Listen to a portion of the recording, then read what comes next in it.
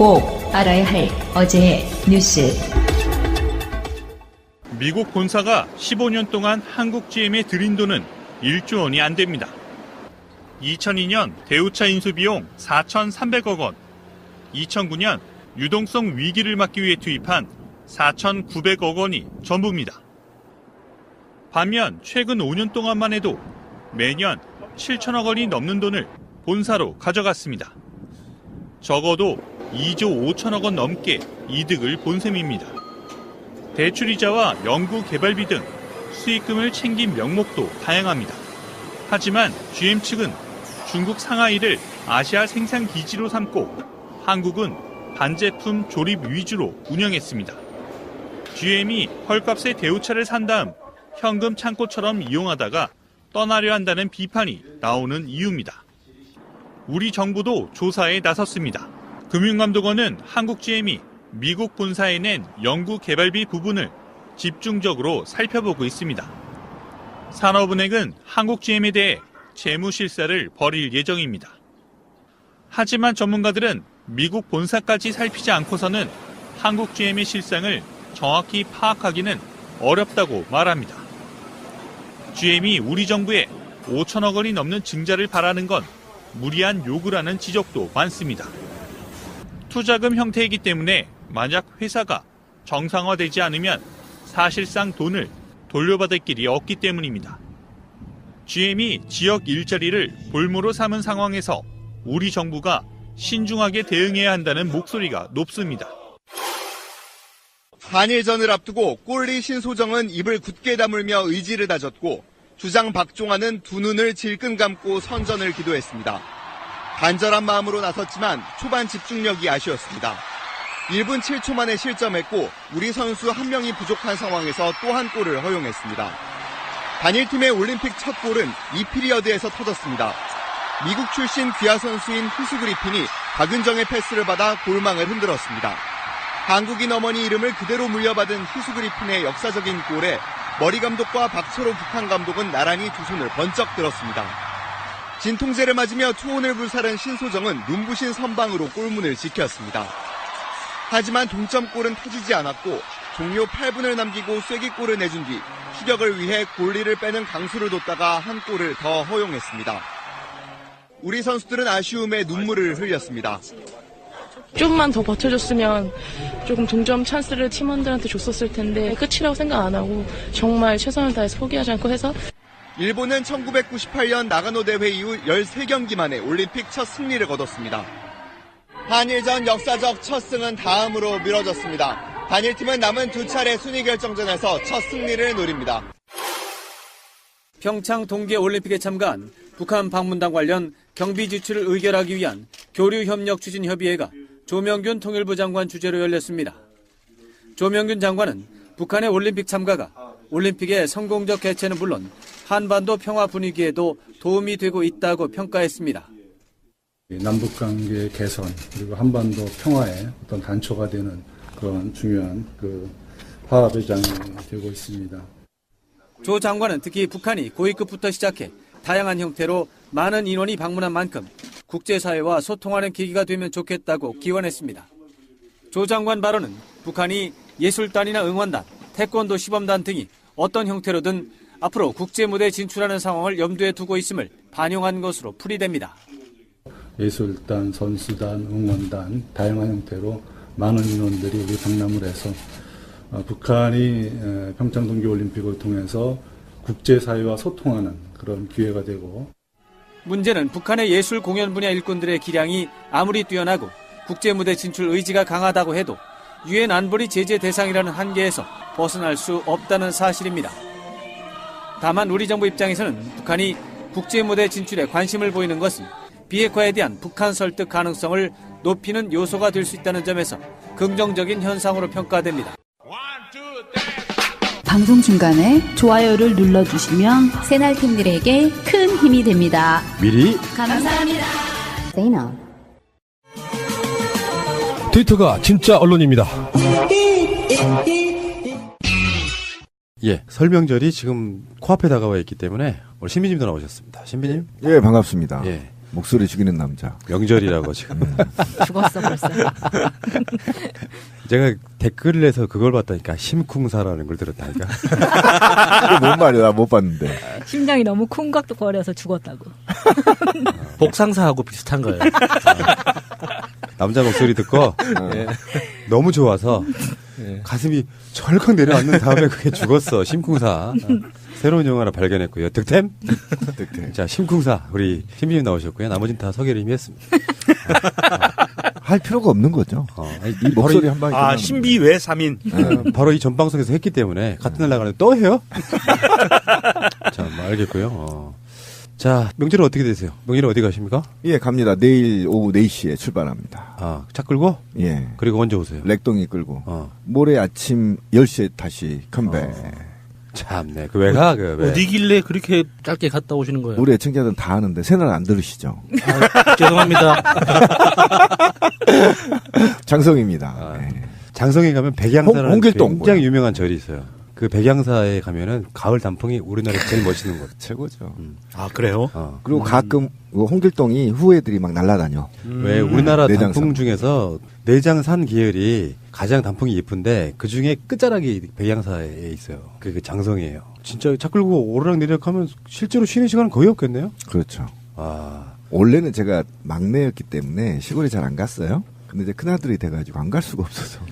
그러니까 효도 질량 불변의 법칙 이런 거지. 총량. 총량. 총량은 근데 이번에 이제 막내한테 문자가 왔어. 오빠는 효도하는 방법을 몰라. 그러는 거야. 그래서 왜 매번 갈 때마다 용돈 드리는데 그랬더니 오빠 용돈 말고 호두 과자 이런 거 사다가 엄마한테 안겨줘봐. 그러니까 돈만 주고 간다고 이 서운함을 딸들한테 니네 오빠는 말에 싸가지가 없다 막 이렇게 얘기를 한 것 같아. 그러니까 그게 뭐냐 그랬더니 엄마를 생각하는 마음이 없대. 잘못한 거 맞네요. 네, 내가 그걸 몰랐어, 진짜로. 그래서 뭐, 맛있는 거 있잖아. 엄마가 좋아하시는, 뭐, 큰 게 아니라, 어차피 현금이 들어가니까, 어머님 좋아하는 호두 과자, 이런 거를 주전부리를 사다 주는 게. 요과 같은 것도 어르신들 되게 좋아하세요. 그러니까, 그걸 난 몰랐지. 근데, 어머님은 항상 젊다는 인식이 머릿속에 있어요. 그렇죠. 그리고 엄마는 나보다 항상 부자야. 이런 게 에이. 머릿속에 있어서 이걸 지우지 않으면. 어머니 있는 짜장면이 싫다고 하셨지. 딱 그거잖아요. 그러니까. 이제 생각을 좀 바꿔야 되겠더라고요. 그래서 충격을 좀 먹었어요. 그러니까 그 이야기는 핵심 요청 아직도 모르시는구만. 아직도 멀었어. 저 인간은. 그러니까. 저 막내였다니까. 실물. 돈은 당연히 주는 거고. 그렇지. 실물로 내 새끼가 요걸 사왔어를 보여줘야 돼, 엄마는. 그 다른 엄마들한테. 네. 그래서, 아이고, 내가 사오지 말라 그랬는데, 이걸 사왔다고 또. 맞아. 그러니까 실물이 중요합니다, 실물에. 자, 효도들 하시고요. 방송 들으시는 분 중에 돈만 달랑 주시려고 했던 분들, 집 들어가기 전에 바로. 동네 슈퍼에 가면 좋은 거 많아요, 요즘에는. 뭐, 곶감 선물 세트라든지, 과일 같은 거 하나 사갖고 들어가시기 바랍니다. 그거 얼마 안 비싸요. 한 2, 3만 원이면 삽니다. 권피디는 천재야. 그렇죠. 내가 왜 이 말을 꺼냈는지 다 알잖아. 우리나라 최초의 효도 천재. 좌파 엄마. 신지식인. 출발하겠습니다. 제23회 동계올림픽 대회인 평창 동계올림픽 대회의 개회를 선언합니다.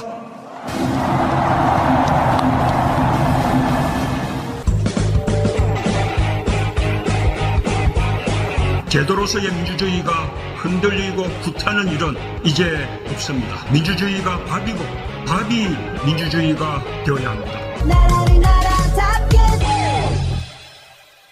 이번 설 밥상에는 가장 먼저 오르락거릴 수밖에 없는 게 제가 봤을 땐 최순실, 이재용이에요. 그리고 정치 이야기를 나중에 할 거예요. 다 정치 이야기이긴 하지만 어쩌면 이재용 판결과 이어진 최순실 판결에 대한 얘기를 할 거예요. 그런데 여러분들은 설 밥상에 이재용과 최순실만큼이나 롯데를 올려야 됩니다.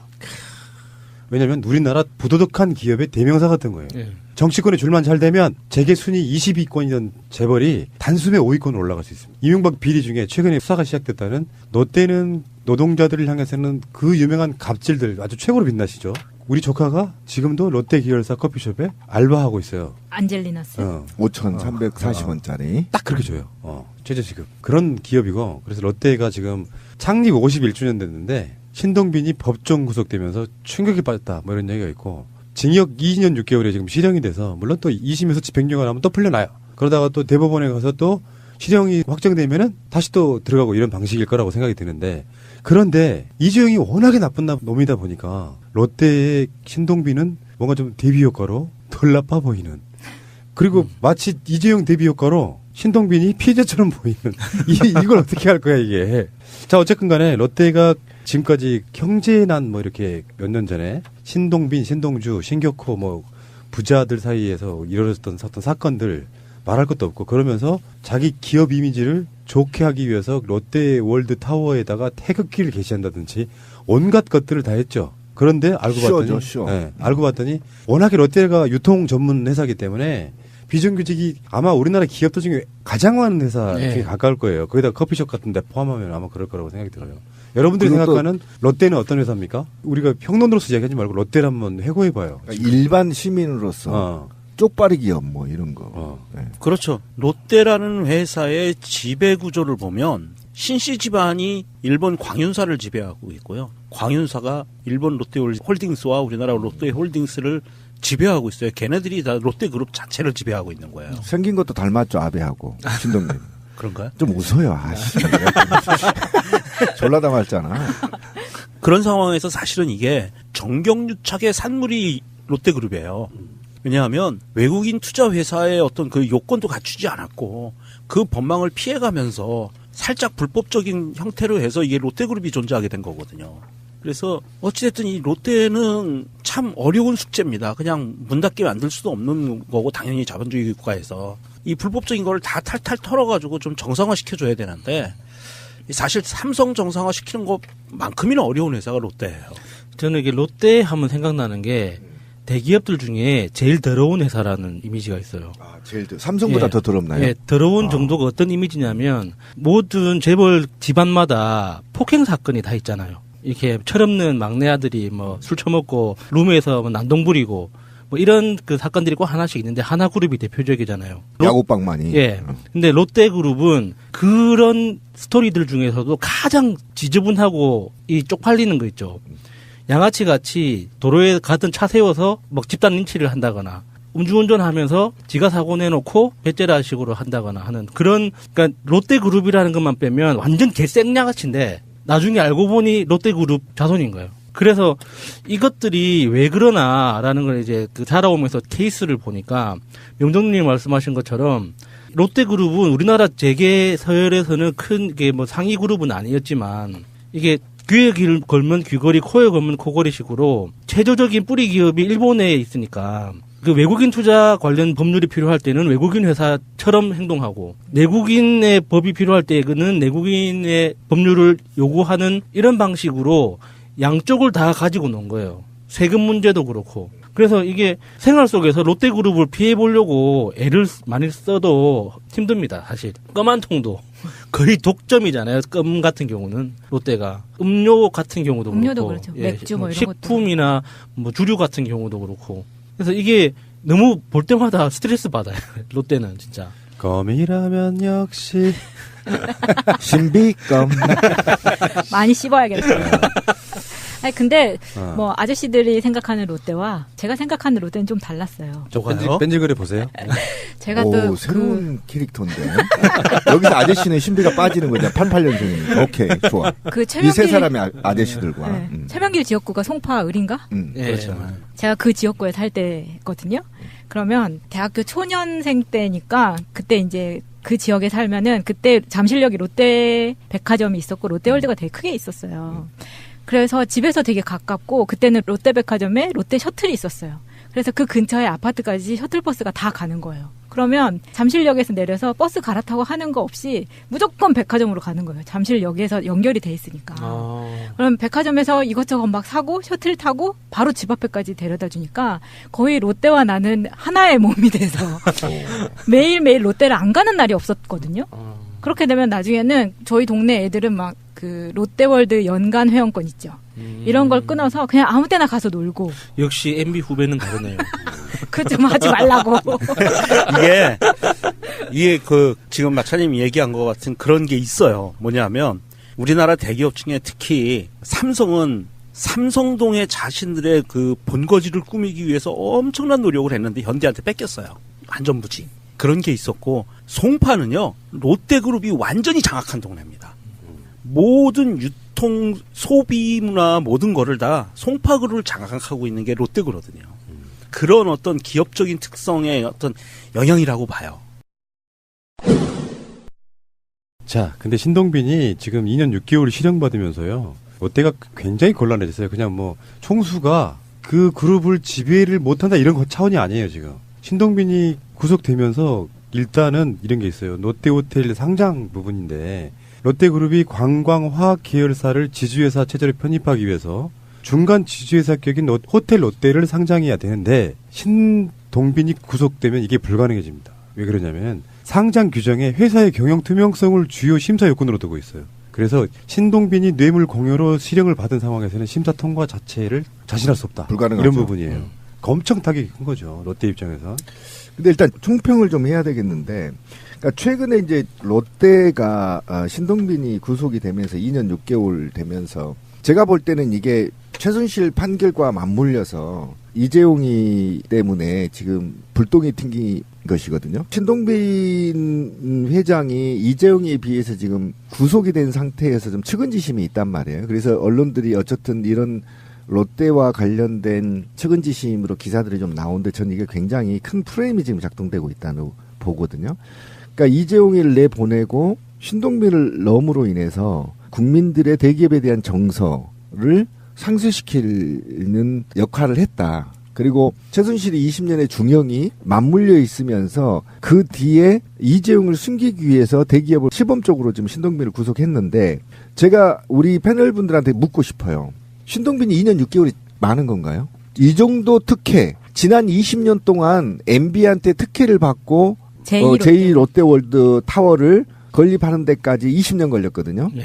그거를 지금 MB가 오케이 하고 2년 6개월? 전 씨발 10년 살 수 있어요. 이게 무슨 중형이에요. 전 10년 살 수 있다니까 그 정도 특혜 준다면? 왜 10년을 못 사는지 20년 동안 노력해서 이제 건축물을 완성했는데 2년 6개월이 이게 말이 됩니까? 적어도 제가 볼 때는 이 액수를 보더라도 최소한 10년은 살아야 됩니다. 특혜 준 거예요. 진정하시고요. 제2 롯데월드 타워는 아직 혐의 내용에 들어가 있지 않고요. 이것은 지금 박근혜 최순실에 관계된 뇌물 사건이거든요.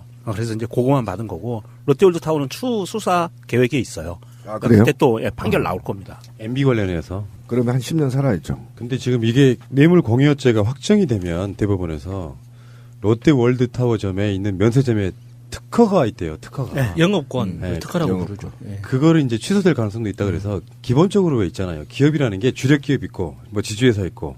그래서 한쪽이 타격을 딱 입으면 규모나 이런 걸로 보면 별게 아닌데 주력 사업이나 이런 것들이 무너지잖아요. 그럼 그 기업은 주가가 떨어지고 그러면서 급격하게 이렇게 쇠퇴하거든요. 우리가 바라는 것처럼 하여튼 재미는 있어요. 그러니까 무슨 말이냐면 무전 유죄인 건 맞아. 이재용에 비하면. 그런데 우리가 봤을 때는 롯데도 뭐 어마어마한 기업이긴 한데 이 사람들이 어떤 식으로 정경유착을 해왔는지를 잠깐 우리가 이야기를 해보자는 거예요.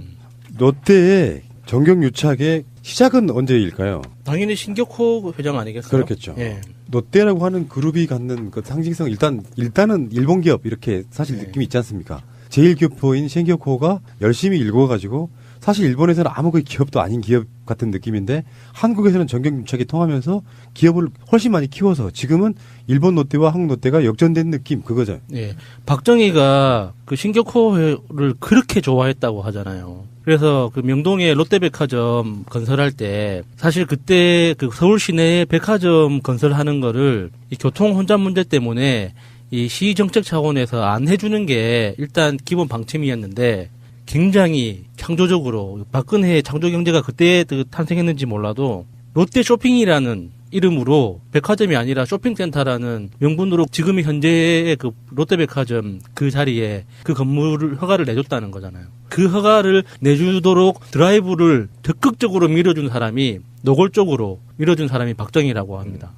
박정희가 사실은 이제 이게 서울 도심 집중화 현상을 해소하기 위해서 그때 70년대만 해도 많은 이슈거리가 있었거든요. 서울 도심원으로 사람들이 집중되는 것을 분산시키자라 했었는데 사실 그래서 백화점이라는 것을 서울 도심에 만들 수가 없는 상황이었어요. 그런데 이거를 꼼수를 피하기 위해서 복합 쇼핑센터로 바꾸는 거예요. 그러니까 74년 6월에 어쨌든 반도 호텔을 매각을 입찰해서 이걸 42억 원에 사들였다는 거 아닙니까? 그죠? 그래서 어쨌든 호텔을 차지했고 그다음에 여기에 김종필이가 거의 서울시장 집무실로 사용할 만큼 박정희의 정경유착은 어마어마했다는 거죠. 그때부터 이제 싹이 트기 시작했다는 건 아닙니까? 그러니까 이 집안은 진짜 독특하게 이게 국적 문제 가지고 진짜 보는 사람 너무 열받게 해요. 이게 병역 문제가 걸려 있을 때는 일본인 국적으로 살면서 외국인으로서 가업을 잇는다는 그런 명목으로 회사를 운영하고 그리고 딱 병역 의무가 면탈되는 나이가 되면 한국 국적으로 싹 갈아타서 그때는 또 우리나라에서 누릴 수 있는 조세 혜택이나 정치적인 혜택 이런 걸 뭐 마음껏 누린 이게 보고 있으면 진짜 호구 잡혔다는 느낌이 들 정도로 이것들은 도대체 뭘 믿고 이러나 싶을 그런 기분이 들어요. 아까 말씀드린 것처럼 일본에서는 좀 미미한 기업에 가까웠는데 한국에서 법 때문에 외자도입법 그 외국의 자본을 들여온 것에 대해서 세금을 감면해주는 이걸 이용해가지고 사실상 지금은 어떤 구조가 되어 있냐면 한국에서 열심히 바득바득 벌어서 일본에서 쓰는 그런 느낌이에요. 네, 그렇죠. 그런 기업이라고. 근데 그런 기업이 지금 그렇게 성장을 해오면서 아까 말한 것처럼 박정희가 죽기 전에 마지막 한 일이 롯데 관련한 허가내 주는 거였다고 하니까. 롯데 쇼핑센터 건설 허가에 관련된 업무가 맨 마지막이었고요. 사실 이 롯데의 지금 그 치매 때문에 좀 그 움직임이 불편하신 신격호가 1960년대에 굴욕적인 한일 수교 협정을 맺는데 신격호의 인맥을 동원해서 그걸 도와줬다고 그래요. 그렇기 때문에 박정희 정권 내에서는 이 신격호는 자기들한테 보면 어떻게 보면 굉장히 큰 은인과 비슷한 입장이었던 거예요. 그렇죠. 그래서 어쨌든 박정희가 친일 운동을 하면서 어쨌든 자기 스승과 선배들로부터 오더를 받았을 가능성도 굉장히 높습니다. 일본 기업을 성장시키기 위한 기업이 맞았고, 그다음에 아까 이제 우리 권 PD가 얘기한 대로 어쨌든 사실은 마지막 총 맞아 죽으면서 다 챙겨주지 못한 걸 전두환이가 챙겼다는 거 아닙니까? 그죠? 그래서 사실상 신격호의 꿈을 이루어주게 해준 건 전두환이에요. 아, 그러니까 박정희도 어마어마하게 신격호를 예정했던 느낌이 법상으로는 롯데 백화점 허가가 안 나는 상황. 그 상황에서 이름을 교묘하게 바꿔서 롯데쇼핑으로 바꿔서 허가를 내주고 이게 다 박정희가 도와줬다는 거고 예. 전두환이 지금 도와줬다는 건 뭐예요? 지금 잠실 그쪽에 있는 그게 전두환 덕분이라는 그 말씀 아닌가요? 근데 그때 그 이야기를 해야 되는 건 뭐냐면 그렇죠. 잠실을 개발할 때 올림픽 다운 이야기가 있잖아요. 올림픽을 유치하는 그 부분에서 일단 강남 쪽에 우리가 말하는 지금 현내 강남 3구 본진 그 외에 올림픽을 하게 되면서 이제 사실은 서울 땅도 아닌 땅 거기가 서울이 아니었어요, 잠실이.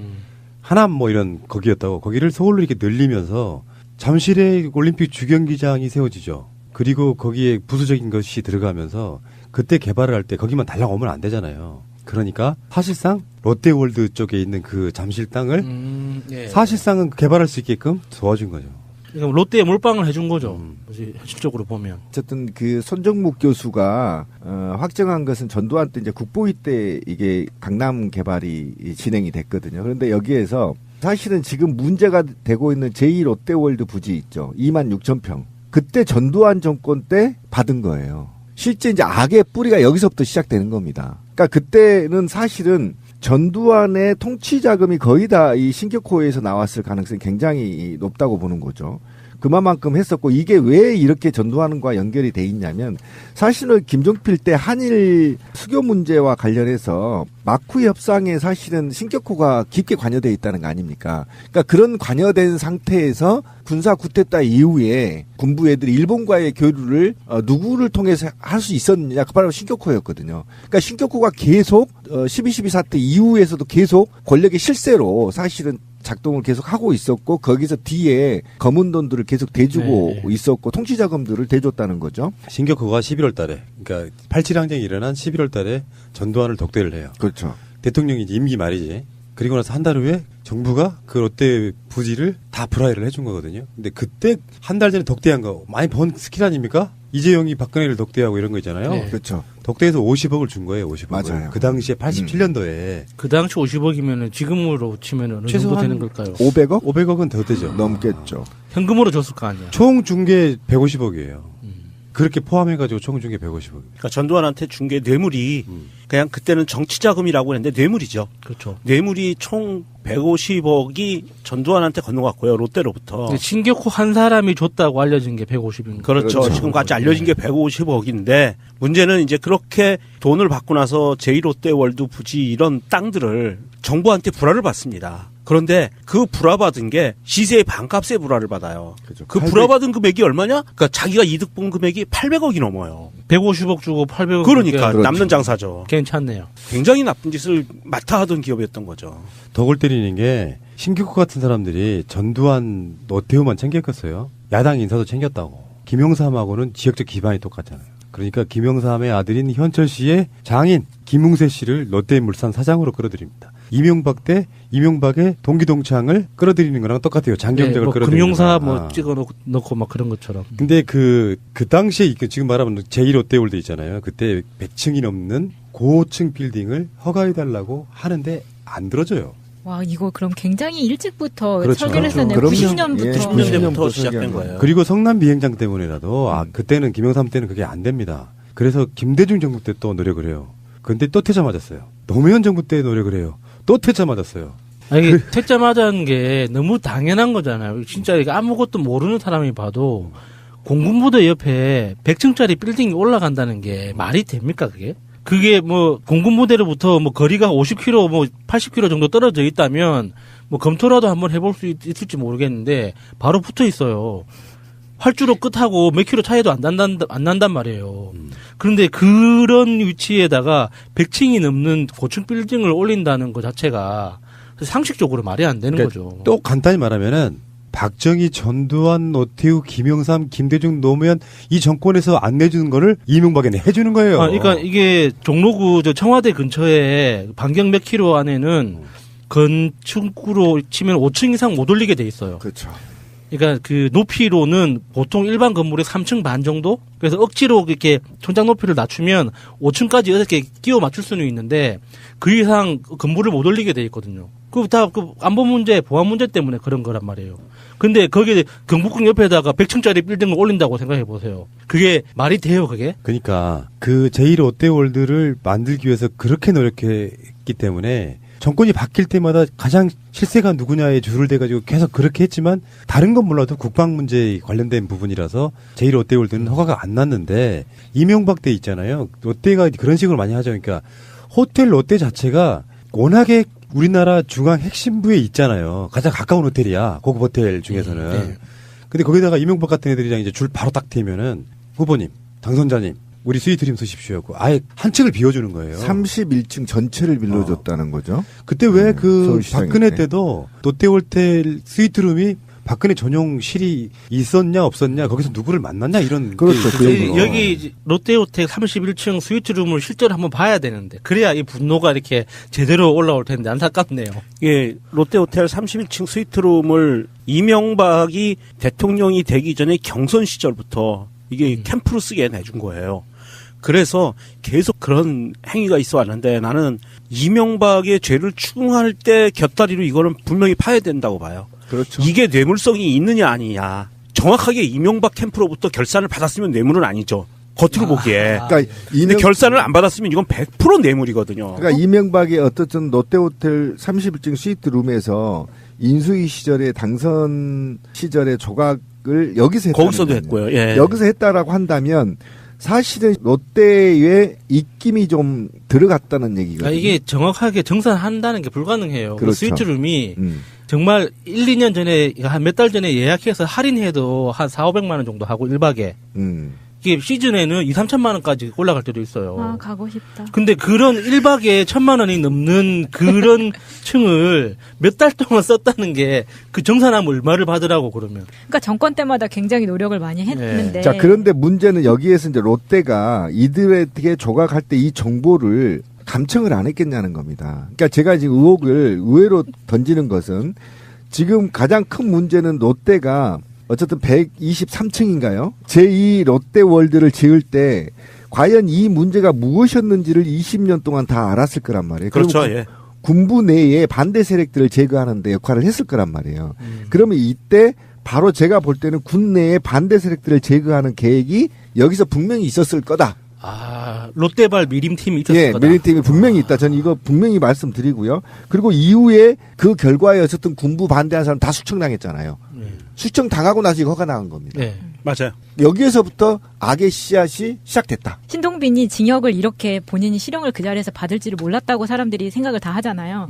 그 이유를 보면은 이 재판이 있기 직전까지 평창올림픽에 굉장히 공을 많이 들입니다. 그러니까 손수, 스키, 로프 이런 거는 다 점검을 하고요. 평창 기간 준비부터 시작해서 폐회식까지 자기는 평창에서 내내 있겠다. 이렇게 이야기를 했고 2월 14일이 발렌타인데이가 신동빈 회장의 생일이에요. 그래서 나는 생일도 평창에서 지내겠다. 이렇게까지 얘기를 해놨는데 줄을 이번 바뀐 정부에서도 그렇게 줄을 쓰려고 했구나. 네, 그랬는데 2월 13일에 구속이 된 거죠. 생일날 구속된 거죠? 그 자리에서 바로 된 거 아니에요? 네, 맞습니다. 네. 근데 재밌는 게 다시 이제 포승줄이 묶여가지고 그 양복 차림으로 호송차에 타는 장면을 봤어요. 겁에 질려있더만. 그러니까 내가 한 번도 겪어보지 않은 자들은 그 순간에는 그게 공포죠. 미지의 세계가 되는 거거든. 이제 한국말로 잘 못해서 이제 네. 깜빵에 들어가면 거의 해롱이 되겠네. 해롱이.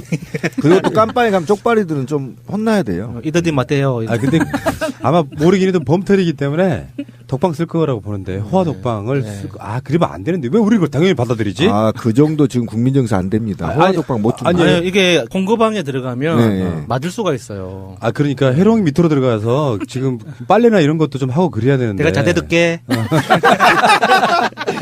또 애가 아베 닮아서 맞을 수도 있어. 아, 친비님은 지금 그 드라마를 몰라요. 그러니까 다른 의미에서 듣고 계신 것 같고. 그러니까 롯데월드 스위트룸에다가 막 대통령 당선자 또는 대통령 왜 그러냐면 청와대는 공무원들의 공간이기 때문에 호화롭게 못해요. 그렇죠. 그러면 내가 대통령이면 롯데호텔 스위트룸에서 지내고 싶겠어? 청와대 관저에서 지내고 싶겠어? 롯데호텔. 그렇지. 호텔 롯데. 냄새부터 다릅니다. 그런 거예요. 그런 거. 그렇게 해서 자기는 그 권력자들한테 스위트룸을 제공하는 사람인데 감옥에서도 말이야. 최소한 스위트 호실 하나 정도는 써야지. 카펫도 좀 깔아주고 빨갛게 이렇게. 피 떨어져도 티 안 나게. 근데 보니까 이 사람이 이제 어렸을 때부터 좀 있는 집안이다 보니까 스키를 배워서 지금 국제 스키 연맹에도 열심히, 그러니까 평창을 위해서 자기가 정말 몸바쳐서 일을 한 거예요. 그러니까 작년 11월에도 1박 4일 일정으로 엄청 무리를 해서 스위스까지 가서 평창을 위해서 막 열심히 노력을 했다는 거죠. 근데 그게 평창을 위해서 공적인 욕망 때문에 그런 게 아니고 봐달라고. 네, 사적인 욕망 때문에 그런 거고요. 그렇죠, 당연히. 돈 있으니까 돈질을 하면서 그렇죠. 봐줘 했는데 결국 안 먹은 거죠. 알겠습니다. 잠시 후에 다시 올게요. 이름만으로도 너무나 평범한 우리 주민 박주민님. 바리바리 박주바리. 네. 이분의 이야기는 좀 달라요. 우리가 지금 받아들이는 것처럼 뭐 우리 이야기 있잖아요. 이재용에 비하면 최순실은 중형인 건 맞고, 그러면 박근혜는 훨씬 더 중형일 거고, 신동빈은 이재용에 비하면 억울한 감이 있지만 당연해. 뭐 이런 흐름 속에 박주민은 이렇게 말했습니다. 첫 번째가 안종범 수첩이 대법원에 부담이 될 거다. 그러면서 지금 나왔던 얘기가 뭐냐면은 안종범 수첩의 대법관 이름이 나온다는 거죠.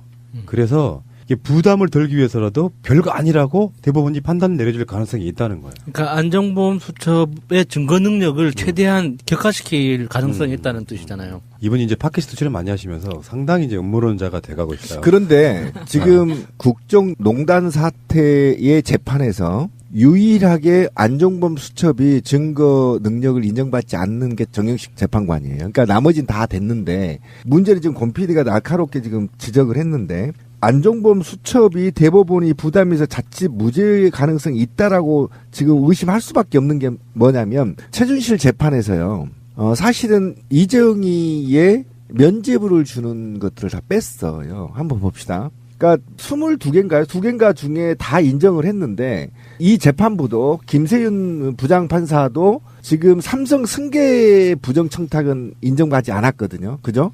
그 다음에 미르케이 재단 제3자 노물 혐의와 관련해서도 인정을 안 했고, 승마 지원도 대가성이 없다라고 판단해버렸어요.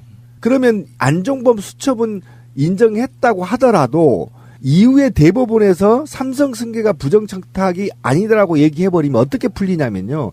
그러면 원래 삼성이 승계를 목적으로 국민연금, 그러니까 삼성물산과 제일모직에 합병을 하면서 국민연금 5,400억 정도를 날렸거든요. 이거를 청탁하기 위해서 적분을 했는데, 이게 만약에 뇌물 적용이 안 된다고 한다면 이재용은 사실상 면죄부를 받게 돼요. 그래서 최순실 재판도 사실은 이재용일 면죄부를 주기 위한 엄청난 음모가 숨어 있다는 거예요. 그러니까 이런 측면에서 봤을 때 안종범 수첩이 대법원에서 아까 권 PD 지적대로 대법원에 부담스러워서 아마 판결을 이상하게 낼 수도 있다라는 거 플러스 여기에 어제 최순실 1심 재판에서도 면죄부를 줘버렸기 때문에 제가 볼 땐 적어도 지금 국민 정서하고는 굉장히 다르게 이재용이 무죄될 가능성도 있다. 그러니까 안종범 수첩에 대한 어떤 증거 능력이 어디까지인가에 대해서 사실 그 법률 전문가들도 되게 논란이 많아요. 근데 논란이 많은 게 증거 능력이 있다 없다라는 이런 게 아니라 증거 능력이 어디까지인가라는 거죠. 그러니까 극단적으로 봤을 때 정영식 판사는 증거 능력이 없다고 판단을 한 거고 김세현 판사는 간접 증거로만 채택을 한 거예요. 그런데 이게 일상적으로 우리 생활 속에서 경험을 봤을 때 예를 들어서 신비님이 말씀하시는 걸 제가 수첩에다 다 받아 적었어. 그게 녹취록을 풀듯이 다 똑같이 토시 하나 똑같이 받아 쓰지는 못하더라도 어떤 발언의 취지나 어떤 목적이나 내용이나 지시사항이나 이런 것들을 내가 수첩에 다 받아 적었단 말이지. 그러면은 내 수첩은 직접 증거인가 간접 증거인가? 이게 이제 법률적인 쟁점인 거거든요. 그래서 지금 김세현 판사는 이거를 간접 증거라고만은 받아들이는 거예요. 근데 보통 일반적인 형사사건이나 뇌물사건 같은 경우에는 그런 거를 직접 증거로 채택하는 경우도 있거든요. 그 내용의 어떤 수첩이 작성된 상황이나 어떤 업무 연관성이나 그 사람의 성실성이나 이런 것들을 봤을 때 직접 증거로 채택해도 충분한데도 불구하고 이 지금 법원이 굉장히 여러 가지 논리를 갖다 대면서 그냥 적극적으로 인정해도 간접 증거로만 인정을 한다는 거죠. 그 국민적 정서라는 게 있잖아요. 간단히 설명하면은 이거예요. 세상에 공짜가 어디 있어. 예를 들어서 기업들이 전두환 같은 군부 독재가 들어와서 헌금을 강요하잖아요. 그것도 사실은 대가성이 있는 거예요. 않는 사람이 불이익이기 때문에. 아, 그렇죠. 그러니까 간단히 말하면 세상에 공짜는 없는 거야. 네. 그게 국민적 감정이라고. 맞아요. 근데 그게 자기 기업이 뭔가 득을 보기 위해서 더 적극적으로 노력을 했다면 이 새끼는 무조건 유죄인 거거든. 간단히 말하면 그런 거예요. 네. 그리고 어쨌든 그 판사도 공무원이거든요. 그가 5급 초임의 판사 들어갔을 때 부장 판사들이나 대법원장 얘기할 때 수첩 갖고 와서 존나 적어요. 그렇겠죠. 예, 9급 공무원으로 들어가도요. 제일 먼저 선물 받는 게 수첩이에요. 윗사람이면 적어야 돼요. 그건 직접 증거예요, 이게. 그러니까 모든 걸 적어서 토시 하나도 빠짐없이 적어서 이걸 시행해야 되잖아요. 이 시행을 빨리 하는 놈이 이능한 공무원이거든. 당연히 적어야죠. 당연히 적어야 되는데 제가 그래서 아까 얘기한 게 박주민 의원이 지금 얘기한 게 무엇을 염려하냐면 이재용이를 살리기 위해서 신동빈과 최순실을 중형을 때렸다는 겁니다. 네. 그리고 여기에 맞춰서 판결도 누군가의 컨트롤 타워에 의해서 판결이 됐을 가능성을 지금 제가 제기하는 거예요. 이렇지 않고는 권 PD가 국민 감정 얘기했는 정서 얘기했는데 지금 국민들이 이재용이에 대한 분노를 삼키다 못해 정영식 판사 탄핵이 24만 명이 지금 넘었거든요. 25만 명 넘어가고 있죠. 이런 상태에서 신동민을 때림으로 인해서 이재용에 대한 반감을 상쇄시키려는 목적으로 가고 그러면 지금 대법원이 남아있지 않았습니까? 지금 상고심에서 지금 최순실 재판에서도 일부 지금 간접 증거로 해서 삼성 승계 부정청탁이 아니다라고 때려버렸거든요. 거기다가 지금 재판부에서 그러니까 정영식 판사도 그렇고 김세현 판사도 그렇고 삼성 승계 작업은 인정하지 않는다는 취지의 그렇죠. 논지를 폈잖아요. 그게 무슨 뜻이냐면 자기들이 스스로 삼성그룹에 한해서만 우리들은 금치산자입니다라는 거를 스스로 고백하는 거예요. 맞아요. 아니 명답이에요. 이게 에버랜드 전환사채 문제부터 20년이 넘는 기간 동안 이건희가 세금 안 내고 이재용한테 재산을 물려주려고 온갖 수를 다 쓰고 가장 최근에 삼성물산과 제일모직 합병하는 그게 국제적으로도 문제가 됐었잖아요. 그게 왜 문제가 되냐면 너무 이상한 합병이었기 때문인 거죠. 합병이라는 게 동일 업종이 덩치를 키우거나 안 그러면은 동일 분야에 있는 다른 업종이 시너지를 일으키기 위해서 하는 게 보통 경영상의 전략적 합병인 건데 에버랜드 놀이동산 하는 회사랑 물산 무역회사랑 제일모직 섬유 만드는 회사랑 합병을 한대요. 무슨 명목으로? 몰라 우리는. 하지만 그 결과는 뭐냐면 이재용의 재산 관리를 편하게 해주기 위해서 한 그릇에 담아주는 거거든요. 그렇죠. 여기저기 나눠져 있는 걸. 근데 그렇게 비정상적이고 이상했던 합병까지 그냥 이 삼성 승계 작업 인정 안 한다는 이 말 한마디로 그 이상한 합병까지 정상적인 행위가 돼버린 거예요. 그래서 이 판사 새끼들이 얼마나 또라이냐면 다시 돌아가 봅시다. 국민연금 5천억을 날렸다고 당시. 예, 이건 예. 국민들이 엄청난 미래에 생존권이 달려있는 돈이란 말이에요. 단지 이 돈을 가지고 날렸으면서도 불구하고 만약에 국민연금관리공단이 이거를 승인 안 했으면 합병 못 했거든요. 그럼 이걸 압력을 최순실이가 넣었다는 거 인정까지 하는 거 아닙니까? 그런데 어떻게 우리 법원만 이거를 인정하지 않느냐고요. 지금 법원에서 큰 실수를 하고 있는 것이 지금 이 이재용에 관련된 재판, 그다음에 최순실 롯데 관련된 재판들인데요. 이게 이제 증거 능력이라는 여러 가지 그 이야기를 하면서 사람들에게 혼란을 심어주면서 이재용은 어떻게든 살아나갈 수 있는 길을 만들어주는 방향으로 지금 움직이고 있는데 이게 얼마만큼 중대한 문제냐 하면 설령 대법원까지 가가지고 이재용이 집행유예가 합당해 이렇게 판결이 났다 손 치더라도 그 다음에 문제가 되는 것은 이게 박근혜까지 이게 가서 쭈루루루 그 부분은 무죄가 날 수 있는 확률이 높아요. 그렇게 되면 어떤 결과가 나오냐면 이건 지금 특검이 기소를 관리하고 있는 상황이거든요. 또 다른 문제가 벌어지는 게 문영표 보건복지부 장관이 국민연금관리공단에서 압력을 행사해서 합병 승인을 하게 해준 거잖아요. 그렇죠. 그래서 그 제목으로 지금 실형을 받아서 지금 살고 있어요. 그런데 문영표가 과연 자기한테 오는 이익 단돈 10원도 없이 그냥 명령을 받았을까? 전 아니라고 보거든요. 그런데 특검에서는 이게 너무 방대하기 때문에 원흉을 수개를 잡기 위해서 이 사람이 벌인 행적을 더 이상 파지 않고 이 정도 선에서 처벌하고 최종 그 결재권자를 잡아내는 게 목표였거든요. 그런데 지금 만약에 박근혜까지 무죄를 만들어준다 그러면 대한민국 검찰이 중앙지검이 문영표를 다시 수사할 확률이 높아요. 뭐로? 뇌물죄로. 그러면 이재용은 또 뇌물죄로 가는 거예요. 그때는 빼도 박도 못하게 됩니다. 이건 뭐 제3자 뇌물 뭐가 고리가 복잡하지도 않아요. 삼성에서 문영표한테 돈을 줬느냐? 줬네. 얼마 줬는데 10억? 그래? 그럼 너 징역 10년 이렇게 해버리면 끝나는 거예요, 그냥. 그러니까 대한민국 대법원이나 대한민국 판사들이 정신을 똑바로 차려야 되는 게 만약에 그런 상황까지 가가지고 박근혜까지 무죄가 됐는데 문영표가 뇌물 받은 걸로 그래서 징역형을 받는다. 그럼 문영표가 가만히 있겠어요? 다 물어버린단 말입니다. 그러면 이 국정농단 사건의 판결을 맡았던 판사들이 제정신 갖고 대한민국 땅에서 못 살아나요. 이건 그 대대손손 이 불명예를 안고 살아가야 되는 거예요. 자기 자식들에게. 그렇기 때문에 판사가 얼마만큼 중요하게 판결을 해야 되는지 하나하나의 사건이 얼마만큼 이게 심각한 상황인지를 깨닫고 있어야 되는데 아직도 이 사람들은 중요한 줄이 어디인가만 보고 있다. 나의 밥 벌어먹고 사는 길이 어디인가만 보고 있는 것 같은 정황들이 너무 많이 보이는 거예요. 참 그런 부분이 속이 상합니다. GM, 제너럴 모터스, GM의 군산공장이 폐쇄된다는 발표를 13일 날 했죠. 화가 나서 죽겠어요. 지금 제가 화가 부글부글 끓는데 욕은 못하고 정말 화가 머리 끝까지 지금 올라와 있어요. 그러니까 GM이 간단히 말해서 뭐 기술이나 뭐 일자리라든지 이거 막 투자한 게 아니고 GM 공장을 돌리면서 그냥 계속 수익만 뜯어가는 거죠. 돈 투자하지 않고 그러다가 결국에는 투자금 회수하고 돈을 얼마큼 벌었으니까 이거 안 돌릴 거야. 뭐 이렇게 된 거거든요.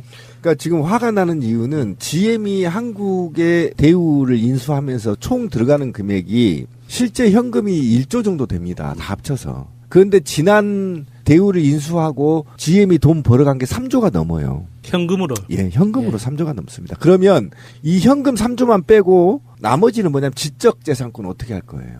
온갖 그 특허 상표 이런 거는 좀 천문학적인 거거든요. 그런데 이제 이게 문을 닫겠다는 거예요. 그러면 이게 페어플레이에 좀 어울리지 않습니다. 이게 자본주의 사회에서 페어플레이 얘기한 게 좀 모순이 있었지만 당시에 사실은 M&A 하면서 우리나라 전체 구조를 틀을 바꿨잖아요. 예를 좀 기아가 현대로 넘어갔던 이유도 그것 때문이었죠. 그래서 이게 이제 나눠먹기식으로 했었거든요. 근데 그 결과로 대우를 GM에 줬는데 GM이 온갖 기술들을 다 핵심 기술들을 빼가고 그것도 현금으로 3조 빼먹고 이제 와서 하겠다는 겁니다. 조금 더 디테일하게 이야기를 하면 이게 쌍용 자동차의 복제판인 거예요. 그렇죠. 쌍용 자동차가 중국 상하이 자동차가 쌍용 자동차를 인수해서 일단 기본적인 기술 운영에 대한 노하우를 빨아가고 나서 그거를 인도 마힌드라에 그대로 넘겼잖아요. 인도 마힌드라가 생산 능력 자체와 그 생산 설비의 그 설계 구조 자체를 그대로 다 복제한 다음에 다시 이제 팔려고 할 때쯤 쌍용 파업 사태가 일어났던 거였거든요. 그때가 그러니까 쌍용 내부적으로는 현금과 자산 가치가 계속 마이너스만 겪었던 거죠. 그러면은 재무제표를 딱 만들어 보면 당연히 실적이 안 좋은 회사로 나올 수밖에 없어요. 그러면 경영 정상화나 경영 합리화라는 명목으로 회사를 매각하겠다고 하는 게 굉장히 상식적으로 보이는 판단이거든요. 요번에 GM도 똑같은 방식인 거예요.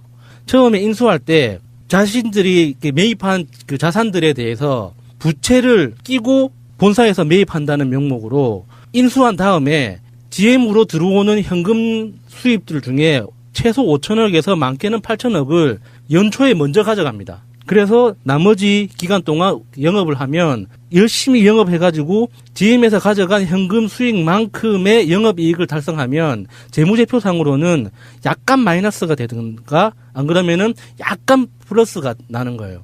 그러면 이게 외형상으로는 GM은 항상 경영실적이 안 좋은 회사로 계속 이어지는 거죠. 그렇게 어느 순간 GM 본사에서 이렇게 수익성이 좋지 않은 한국 GM을 운영할 필요가 없다라고 판단하면 세계적인 기준으로 보면 굉장히 합리적인 판단인 거예요. 작년 초에 GM의 새로운 그 신임 사장이 왔었거든요. 그 사람이 이전에 있었던 곳이 인도였어요. 인도에서 그 칼잡이로 유명했었거든요. 구조조정하면서 인적 구조조정으로 해고를 너무 많이 해가지고 칼잡이라는 별명이 있었는데 전문가예요, 그렇죠? 예, 그 사람이 한국 GM의 신임 사장으로 왔단 말이죠. 그 사람이 올 때 이미 예정돼 있던 일이었어요. 그래서 GM 내부에서 원래 마시던 커피를 카누를 마시던 걸 맥심으로 바꾸고 이 삼다수 마시던 걸 뭐 500원짜리 싼 생수로 바꾸고 하는 이런 식으로 쥐어짜기 경영을 작년 초부터 계속 했단 말이죠. 이 전초 작업이었던 거죠. 그래서 그 지금까지 한국 GM에서는 전 세계적으로 봤을 때 R&D 부서가 제일 경쟁력이 좋아요. 그러니까 R&D 부서에 대한 투자는 한 푼도 줄인 게 없는데 나머지 생산 시설에 대해서는 한 푼도 투자를 안 한 거죠, 지금까지. 현금만 뽑아가고. 근데 제가 볼 때는 지금 FTA 재협상, 한미 FTA 재협상하고 그다음에 지금 북핵 문제 해결과 관련해서 GM이 사전에 지금 미국 정부하고 짜고 구조조정을 들어가기 위한 사전 한국의 노동조합이 굉장히 거세잖아요. 이거를 무마시킬 목적으로 지금 구조조정 수작이 아닌가라는 게 지금 의혹으로 남고 있는데 지금 GM은 아마 제가 볼 때는 완전히 철수는 하지 않을 거다. 왜 그러냐면 지금 자동화를 도입하기 위해서 노동자들을 해고하는 수순까지 협박을 하고 5월에 지금 공장을 폐쇄하겠다는 거 아닙니까? 네. 그런데 지금 여기에 대해서 사실은 10,000개의 협력업체가 망하니 어쩐지 이제 개 소리를 지금 막 떠들고 있지 않습니까? 근데 사실상 제가 볼 때는 자동화 수순으로 가지 않는가. 자동차 공장들이 사실 자동화를 도입하고 싶어 하거든요. 그래서 이게 사실은 그쪽으로 가서 이것마저도 한국 정부가 추가 비용을 요구하고 구조조정의 비용, 소요되는 비용들을 요구하고 그 비용으로 오히려 해고자들을 자르고 자동화로 정책을 전환하는 게 아닌가라는 의혹이 좀 남고 있고요. 어쨌든 지금 제가 볼 때는 우리 한국 정부에 지금 자금을 지원 요청하고 있다는 거 아닙니까?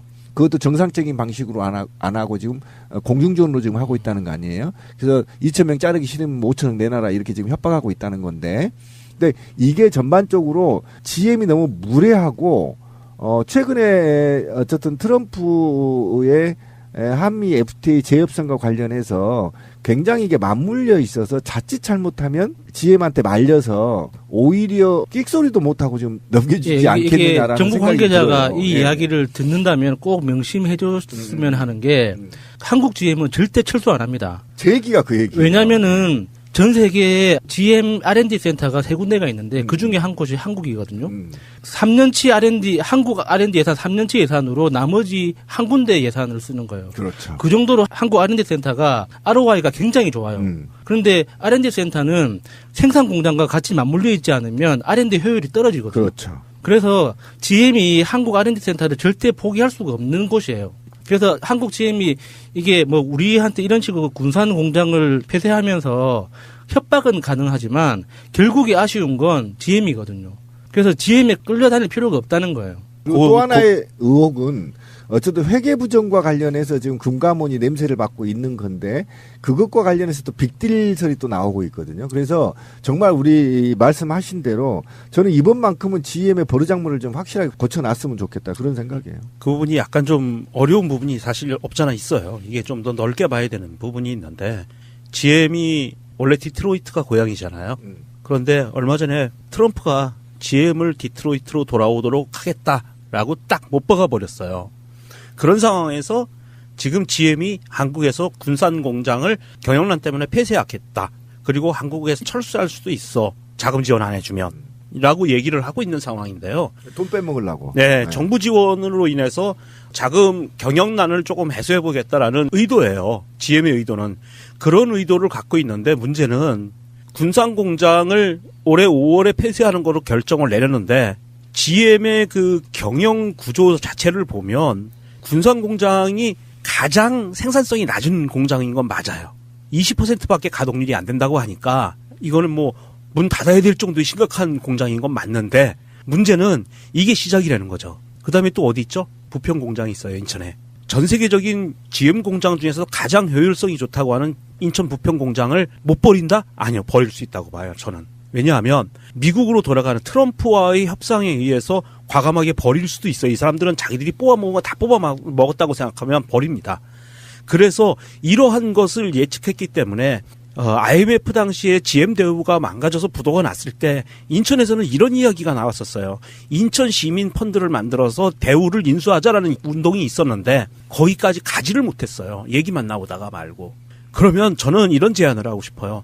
제가 보기엔 GM이 철수하는 것은 시기의 문제다라고 보거든요. 그렇다고 봤을 때 부평 공장과 군산 공장을 그냥 팽개쳐버릴 거냐? 저는 거기에서 시민들의 힘을 믿고 국민들의 힘을 믿고 국민기업으로 다시금 태어날 수 있도록 대우를 한번 살려보는 것도 구체적인 방법을 만들어보는 게 좋을 것 같다라는 생각을 합니다. 그러니까 여기에서 확실하게 이제 우리는 GM이 먹튀 자본이 될 거냐 말 거냐인데 제가 볼 때는 우리 명종님이 말하는 일부 아까 전자 얘기한 게 핵심이라고 봐요. 뭐냐면 GM이 경영난에 시달리고 있는 비용들을 한국으로 전가하면 제가 볼 때는 아까 말한 대로 떠나진 않아요. 떠날 수는 없어요. 그런데 지금 우리가 알고 있는 회계에 지금 얘기가 나온 게 3조 원 정도 지금 부채에 쌓여 있다는 거 아닙니까? 그리고 원래 돈은 원래 미국으로 가져갔고 지금 3조는 나머지에 있는 돈으로 자기들이 지금 그동안에 벌었던 3조로 갚으면 되는데 이 돈을 갚으면 적자니까 이걸 한국 정부에 전가하거나 또는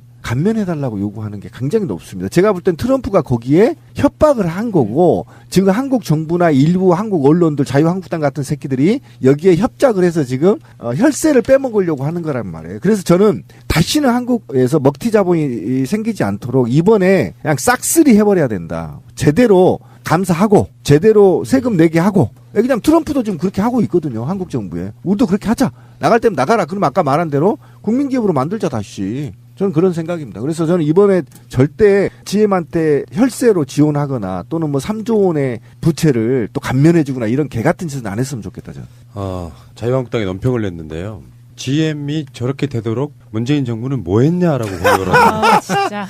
씨발 IMF 때문에 시작된 거라니까. 그리고 그 대부분의 기간은 이명박근혜 기간 동안이었죠. 네. 지금 집권한 지 얼마나 됐다고 저런 개소리랍니까? 예, 미팅 이야기 세 번째 야수 차례입니다. 제가 살아온 인생이 그렇게 뭐 대단하거나 뭐 화려하거나 뭐 우여곡절이 많거나 이런 것도 아닌데 이분들하고 이야기를 하다 보면 제가 진짜 개망난이인 건 맞는 것 같아요. 여기에 순둥이 3명이 있어서 아니, 그래. 이게 순둥이 3명이 어떻게 사람이 중학교, 고등학교, 대학 다니면서 미팅 한 번도 안 해보고 살아요? 제가 19살 때 연애를 시작해서 그런 것 같은데요. 아니, 그 19살 때 연애를 시작했으면은 15살에는 미팅을 한번 해봤어야죠. 아니, 잠깐 19살에 연애 시작하셔서 그분하고 결혼하신 거잖아요. 예. 와, 재미없어. 한 방에 끝냈는데 뭐 어떡해. 재밌어. 이제 미팅하면 바람이에요. 이제는. 맞아요. 이제는.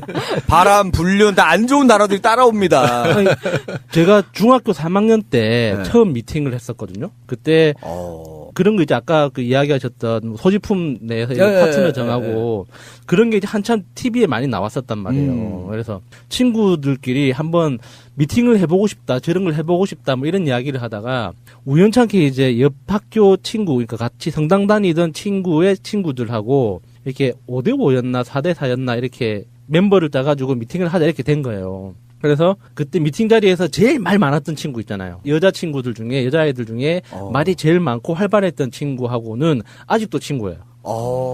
지금도 이제 부산에 갈 때마다 보거든요. 1년에 한 서너 번씩은 꼭 봐요. 그때 뭐 잘 되고 사귀고 그랬던 건 그런 거 아니에요? 뭐 중학생이 이렇게 뭐 사귀어봤자 얼마나 생각하게 사귀겠어요. 그때 저랑 파트너가 됐던 건 아닌데 그래도 중학생들끼리 뭐 짝짝이 파트너를 지어봤자 어디를 가겠습니까? 돈도 없는데 결국에는 무리 지어가지고 골목길 배회하고 놀이터 배회하고 하면서 뭐 쭈쭈밥 사 먹고 뭐 이게 다죠. 근데 그때 그 친구들이 되게 재미있어가지고 그 친구들끼리 되게 친해져서 아직도 이제 친하게 지내거든요. 보통은 이제 뭐 누구랑 누가 잘 되고 그러면 이제 그 친구들이 따로 놀고 그러는데 그게 아니라 그냥 계속 같이 다녔어요. 그런 경우도 있었죠. 그래서 이제 우리가 중3 때 미팅을 했기 때문에 고등학교 가서 이제 바로 옆 학교가 됐죠. 그 옆 학교에서 이제 같은 동아리에 든 거예요. 그쪽에도 같은 종목 동아리에 들고 나도 그 동아리 종목에 들어가지고 그 동아리 친구들끼리 또 이제 되게 친해졌거든요. 그래서 고등학교에서도 미팅을 몇 번 했는데 이게 반팅이라고 들어봤어요? 반팅. 반 전체끼리 네, 반과 반이 미팅을 하죠. 수십 명이 그냥. 네. 제가 고등학교 1, 2학년 때 반장을 했다 그랬잖아요. 근데 1학년 때 반장이 된 건 정말 우연히 된 거예요. 내가 반장을 하고 싶어서가 아니라 선생님이 반장을 뽑아야 한다고 하길래 나는 관심이 없었어요. 반장 같은 거에 관심이 없었기 때문에. 그래서 그냥 누군가 뽑겠지라고 있었는데 누가 출마해서 안 되고 누가 출마했는데 자격이 안 되고 뭐 따지는 거예요. 그래서 뭐 나 말고 누가 하겠지 했는데 선생님이 저를 딱 지목을 한 거예요. 그래서 저를 단독 후보로 세워놓고 찬반 투표를 한 거죠. 그래서 북한 스타일로 되셨네요. 그래서 반장이 된 거예요. 그래서 나는 반장이 무슨 일을 하는지를 몰랐거든요. 반장이라는 거에 대한 관심이 아예 없었기 때문에 그냥 멍 때리고 계속 학교를 다녔어. 근데 어느 날부터 아이들이 나한테 따지는 거예요. 반장이 됐으면 반팅 정도는 한번 해줘야 되는 거 아니냐.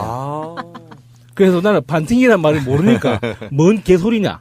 그러니까 반팅을 반이랑 반이랑 이제 이렇게 단체로 하는 미팅이라는 거예요. 그래서 딱 말만 들어도 피곤할 것 같지 않아요? 진짜 짜증나거든요. 그래서 계속 거부했어요. 근데 저는 어렸을 때 중학교 때 성당을 다녀놓으니까 성당을 다니기 전에도 동네에서 이제 여자친구들이 있었어요. 어렸을 때부터 같이 동네에서 크는 그 꼬맹이 친구들 있잖아요. 동네 친구들. 이런 여자아이들이 있어가지고 어렸을 때 뭐 이렇게 남자 여자 따로 이렇게 놀고 하는 그런 건 없었거든요. 집에 누나들도 있고 하니까. 잘 놀다가도 약간 사춘기 때 좀 멀어지고. 저는 그런 게 없었어요. 그래서 그 이성 친구들하고도 그냥 자연스럽게 다 계속 잘 지냈어요. 그래서 고등학교 가서도 이성 친구들이 주변에 항상 있었거든요. 그러니까 그 친구들을 통해서 이제 너는 왜 반장이 됐으면 반팅을 해야 되는데 왜 주선을 안 하느냐. 이렇게 이제 저한테 여자 학교에서 오퍼가 들어온 거예요. 양쪽에서 이제 오퍼가 들어오니까. 잘 됐네, 이제. 이게 그냥, 몰라. 그냥 한번 해주고 말자. 이렇게 해가지고 30대 30으로 이렇게 팀을 짠 거예요. 패싸움도 아니고, 뭡니까, 이거? 30대 30으로. 무슨 신라의 그래갖고 명단, 우리 반 명단 작성하고 그쪽 명단 받고 숫자 맞추고 막 프로그램 짜고 하는 게 진짜 하면서도 너무 싫었어, 진짜. 그래가지고. 어려울 것 같아. 30명. 그래가지고 우리 반 명단을 31명을 짜고 그쪽 여학생 명단을 30명을 받았어요. 내가 빠지려고. 그러니까 그게 그 행사 딱 만들어서 레크레이션 같은 거 한 판 딱 돌리고 이제 짝 찍고 나서 이제 너가 알아서 해. 나는 빠지려고. 31명 우리 반 31명을 잡고 여학생 30명을 잡았는데 반팅 장소에 딱 나갔어요. 나갔는데 우리 반 아이 중에 한 명이 그날 빠진 거야. 그래가지고 30대 30이 돼버린 거지. 짜증이. 출석률 굉장히 높네, 미팅 출석률. 시골 아이들은 약속에 대해서 좀 강박 같은 게 있습니다. 활같네. 서울 같으면 5명 빠지거든요, 기본으로. 아니에요, 그게. 핑계대면서. 그 남자 중학교만 계속 다녔던 아이들은 이렇게 여자 사람이 나타난다는 거에 대해서 열이 막 피가 막 거꾸로 막 솟고 막 그래요. 거꾸로 거꾸로 좋게 속겠죠. 거꾸로 솟지는 않고 거꾸로 쏟아가지고 하체에 힘이 많이 실리고 막 그래가지고 이게 30대 30이 돼버렸잖아요. 그러면은 딱 직관적으로 알죠. 내가 한 명을 책임져야 된다는 거잖아. 그렇지. 내가 그래서 누구든 한 명 만나야 되는 거잖아요. 저는 짜증이 너무 났던 거야 그때. 그래가지고 일단 1차 레크리에이션 끝나고 그 뭐 소지품 뭐 이렇게 30개 소지품이 나오는 거 서로 얘기해가지고 이 대박. 파트너를 만들었어요. 그래서 이제 그 지금 생각하면 그 여학생한테 되게 미안해. 그 여학생이 이제 나하고 파트너가 됐는데 딱 파트너가 되자마자 내가 이제 구속으로 데려갔어요. 그래서 사실은 내가 이 반의 반장이고 2차에서요 이렇게 만들어졌는데 한 명이 빠졌다. 한 명이 안 왔다. 그래서 내가 대신 대타로 이게 들어온 거여서 너는 매우 운이 없는 아이다. 꼴보기 싫어. 꼴보기 싫어. 마찬이 만약에 똑같은 경우야. 이렇게 얘기하면 어떡할 거예요? 할 말이 없어. 만나자마자 나는 사실 올 마음이 없었고 그냥 어쩔 수 없이 하는 거야. 이야기해가지고 진짜 매우 미안하다. 매우 미안하다. 나도 그래. 매우 미안하다. 나는 정말 이 자리가 싫어서 가야겠다. 해가지고 그냥 갔으면 그냥 양아치라고 그냥 매너 없는 놈이라고 욕을 그 얘기 한 거부터가 이미 매너 없는 놈 된 거예요. 제가 집에 잘 돌아가라고 그 당시에 회수권 기억하죠. 회수권 한 장을 줬어. 무사히 집에 잘 가라고. 맥이네. 빨리 딴 데 가지 말고 집으로 바로 가라. 야, 그때부터 진짜 욕을 진짜 다양한 경로로 친구 통해서 욕을 하거나 쪽지를 보내서 욕을 하거나 정말 쌍욕을 들었었습니다. 아니, 그치. 여자분이 좀 마음에 안 들었던 거예요? 아니요, 들었다고 하더라도 난 무조건 이걸 얘기할 거라고 마음에 그게 들었던 아니라 거예요. 저는 그 상황 자체가 너무 짜증이 난 거예요. 그러니까 그 반팅이라는 행사 자체를 하기 싫었고 근데 반 아이들이 너무 해달라고 하니까. 그래도 김태희가 나왔으면 이러지 않았을 거잖아요. 아니요. 지금 생각하면 그 여학생 예뻤어요. 예뻤는데. 얼마나 황당했을까, 그 여자분. 그러니까 이런 적이 없는데. 내가 살면서 이런 대접을 받아본 적이 없는데. 그 상황이 너무 짜증났던 거예요. 그러니까 처음부터 끝까지 다 마음에 안 들었던 거지. 그래가지고. 일단 그냥 그렇게 끝났어. 근데 이제. 아니, 아까 우리 막 혼내더니 이게 뭐냐고 순둥이들 하더니 내가 봤을 때 더 순둥이 이상하네. 그 기회를 또 걷어 찾는 나는 기회가 안 와가지고 그런 건데. 저는 안 해봤는데. 중고등학교 때 이렇게 한 명이랑 독점적으로 사귀거나 이런 거 싫어했어요. 두루두루. 그렇게 다 같이. 그러니까 제가 있는 곳에는 항상 여학생이 있었거든요. 그러니까 제가 이렇게 흑심을 가지고 접근하는 게 아니라 그냥 재밌게 놀자고 이렇게 했던 거여서. 그러니까 거기에 연관된, 그러니까 반팅보다 약간 진화한 형태의 훨씬 그 소셜 네트워크가 필요한 봉고팅이라는 게 있었어요. 봉고팅. 봉고팅이 위험해 보이는데. 위험해 보는데. 들어봐요, 들어봐. 굉장히 순수한 거라니까. 아니, 장기를 걸고서 하는 미팅인가요? 위험해 보이는데 이거. 따라가면 안 되는 것 같은데. 미안해 이거. 여기서 뭔가 잘못하면 신장 한쪽 딱 떼고 막 이런. 아저씨. 제가 살았던 동네가 섬이었잖아요. 그러니까 섬은 학교가 다 거기서 거기에요. 많아봤자 두세 개, 한두 개, 두세 개니까. 그런데 그 버스가, 노선버스가 학교를 지나치고 이렇게 하는 것도 있는데, 이제 봉고라는 게 그 당시에 일종의 유행 같은 거였어요. 그러니까 봉고 한 대를 동네 사람들이 엄마들끼리 모여가지고 봉고 한 대를 임대하는 거예요. 기사하고. 그래서 아침에 학교까지 데려다 주고 학교 12시에 집에 데려다 주고. 셔틀버스 같은 개념이네요. 뭐 좀 사설, 개인용 사설버스 같은 이런 개념이었는데 그게 이제 굉장히 유행을 해가지고 그 당시에 거의 대부분의 학생이 봉고를 타고 다녔거든요. 아침, 저녁으로. 근데 대부분은 이렇게 여학교는 여학생만 타고 남자 학교는 남학생만 탈 거 아니에요. 셔틀 같이. 근데 이제 저는 성당 다니면서 여자친구들도 많고, 또 이제 반장이고 하니까 이제 그 신분이 노출돼 있었잖아요. 그래서 옆 학교하고 교류도 하면서 그쪽 여자친구들도 많이 알고 있고 하니까, 이제 애들이 저를 통해서 누군가를 찾는 거예요. 걔 몇 학년, 몇 반에 누군가 있다는데, 전화번호 좀 알려줘. 이런 식으로. 그 당시에 국정원 같은 역할을 하셨네요. 연락처. 결과적으로 그런 건가? 그러니까 그렇게 나도 모르게 중간에서 이렇게 다리 역할이 됐던 거죠. 그래서 이게 나중에는 봉고팅으로 연결되는 거예요. 그 봉고 한 대에 타는 여학생 12명과 어떤 다른 봉고 타는 남학생 12명 연결해 주는 거지. 참. 정말 다양하다. 이건 처음 들어봤어요. 봐도 처음 보네. 네. 그 되게 재밌었어요. 재미는 있을 것 같아요. 자, 1번 서로 나옵니다. 봉고차 문 열고 한 명씩 나와가지고 둘이 손잡고 가고. 자, 2번 나옵니다. 2번. 그러니까 그 봉고차 연결시켜줄 때 핵심이 뭐냐면 그 봉고 운전해 주시는 아저씨 있잖아요. 네. 아저씨를 설득해야 되는 거거든요. 아, 그러겠네. 아저씨한테 여러 가지 조건을 설득해야 돼요. 그러니까 미팅 장소까지 예를 들어 공원까지 나와야 되고 그 애들 데리고 그리고 결정적으로 12명의 부모님한테 말하면 안 되고 그 알리바이를 동의를 해줘야 돼. 근데 만약에 사고가 나면 아저씨가 책임도 있잖아. 없는 건 아예 그런 거죠. 그건 있어요. 예, 근데 30년 전에 그런 개념이 있었겠어요? 그렇지. 그러니까 아저씨한테 이제 화려한 말빨로 이렇게 우리가 맨날 공부만 하는 기계도 아니고 개돼지도 아니고 한 번은 우리가 바람도 쐬야 될 거 아닙니까? 우리가 뭐 술 먹겠다는 것도 아니고 담배를 피우고 놀겠다는 것도 아니고 뭐 연애질 하겠다는 것도 아니고 그냥 우리끼리 연애질 하겠다는 거잖아요. 아니에요. 연애질이 아니라 이 12명 이게 청춘들이 만나서 한바탕 크게 바람 쐬고 놀고 하겠다는 건데 그거 좀 시간 좀 주면 안 되냐고. 뭐 이렇게 이제 설득을 해가지고 본거 아저씨가 그렇지. 그러면 이제 우리가 5,000원씩 걷어가지고 아저씨 수고비 딱 드리고. 아 진짜? 되게 체계적이네. 야.